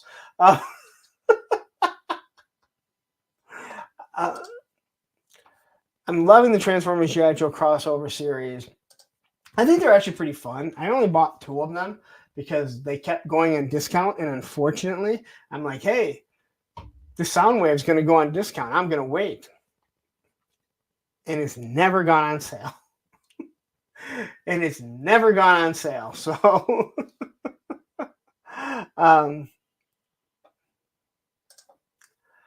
Road Pig doesn't bother me. Raptor's chest tats does. Yeah, I mean, I think Raptor's really good. I understand the stomach thing. I think one of the things, and again, I could be completely wrong, is it's supposed to look bad. He is that dumb guy that, yeah, he would get a bad tattoo. With that said, it is hard to read Dreadnoks. It is almost unlegible. Like, you really have to search and figure out what the fuck it is. So, yeah, I definitely... but, you know, the people that are just so upset about it, and it's like, man, they're going to give you a retro card more than likely. I like the fact that things are different. Adam says, okay, I think I'm going to pick up the NECA Originals Street Scene Diorama. You will not regret it. You might regret it when you put it together. Because it is a pit. Matter of fact, I don't think Thanos is still here. I'll have to talk to him on Thursday. he was having a hard time getting it together. There are some things that don't make any sense, and a couple of things I think I had to break off to make it work. But yeah, it's it is such a good. It's good and it's sturdy. You can put figures on the inside if you want. It's not perfect because, believe me, there are some fucking things that are really, really annoying. So anyway, I'm just trying to read. This is not the turn that I had expected. But yeah, I'm just trying to catch up here. Pop says, I like the Transformers and Joe comic crossover. The Energon universe brings so many possibilities now, and those 5-issue comics are good, except for Scarlet. It's mid. I don't read the comics. I hear they're so good, but I know it's me not buying comics. Not that we're even talking. I don't even want to go in a comic book store because I know what's going to happen. I know the road that it leads me to. So if I avoid the comic store and don't buy any, then I'm pretty good about it. So, but I think that's going to wrap it up. It's been 3 hours and 15 minutes. I really did not expect it to go down this road, but that's the beauty of this channel, right? That's the beauty of the show. You don't know what's really going to fucking happen. And I'm just going to go with the flow. And again, I don't mean to insult anyone. And I think by now you should know that if I meant to insult someone, I would more than willing say, I want to fucking insult you right now. Liquid Identity says, when there's no Joe news, the rambling is the best part. And I appreciate that, but I also think we actually discussed something. It's just weird because you only hear my voice. That is why I try and read as many comments as possible, because that is your voice. And you're just hearing it through me. And sometimes you don't hear it said properly because, well, reading is hard. Menhoza says, just got 2 figs for about the same amount of Black Series, Balon Skull, and a classified Kamakura. Hands down, Kamakura. Yeah, I'm hoping I find that Kamakura again, because I only have it with one head on, and I feel I want both. That's a really good figure. I have not messed around with the ninjas too much, believe it or not. I think I'll have to do that. Pop says, I never feel insulted. I like getting a rise sometimes. It's us getting to see how passionate you are. I love that. Keep it up. Well, again, I can't change. I am who I am. You know? All right, so quickly here, before we wrap it up, that room is not in there. I was trying to figure out what I should do with all these stickers that I've got. I don't know why it took me so long to figure out that I should put them on a skateboard. This is one of my old decks. I was going to sand it down, but I said, why the hell would I sand it down? All I have to do is fill it up. So I need more stickers. So if you have stickers, please hit me up. I will tell you where you can send it. I got to get rid of Tony's here. Traitor.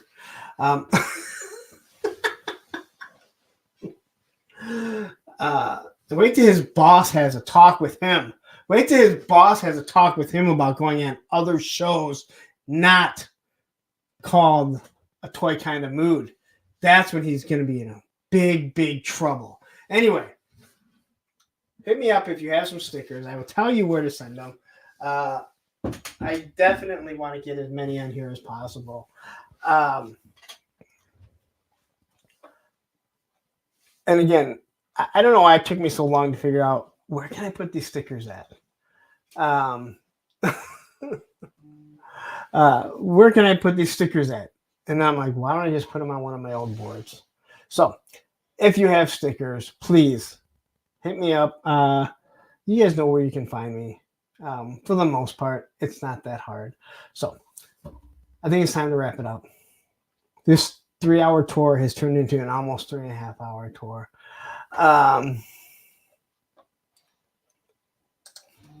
Tony is trying to diversify his resume of streams he's been on. Very true. Thousand Wolf says, I'm out, punksters. This was a blast. I usually sleep early, but I requested off to see King Diamond tomorrow.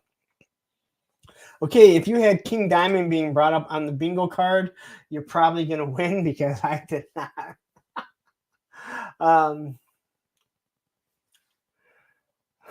D. Griff says, I don't have any stickers, but when the Rattler ships, I'll have some extra patches. I'd love that. Things that Hasbro is never going to hear. I said before they do a HasLab, when they start thinking about tiers, the first thing they should do once they pick what they think a tier should be, they should ask themselves, oh God, I can't think of his fucking name. I can't think of his fucking name. Who's the fucking meme guy on YouTube or on Instagram? Why can't I think of your name, dude? I talk to you all the time. I'm scrolling through this. I can find it. God, what the hell is his name? That ruins the whole joke. Not that I had the joke planned or anything. What the fuck is his name? See, this is what happens when you said Chaz the Groove. Thank you. You need to ask yourself, what kind of memes is Chaz going to do? And if they're going to be bad ones in your mind, Hasbro, say, we need to take that out as being one of our tiers.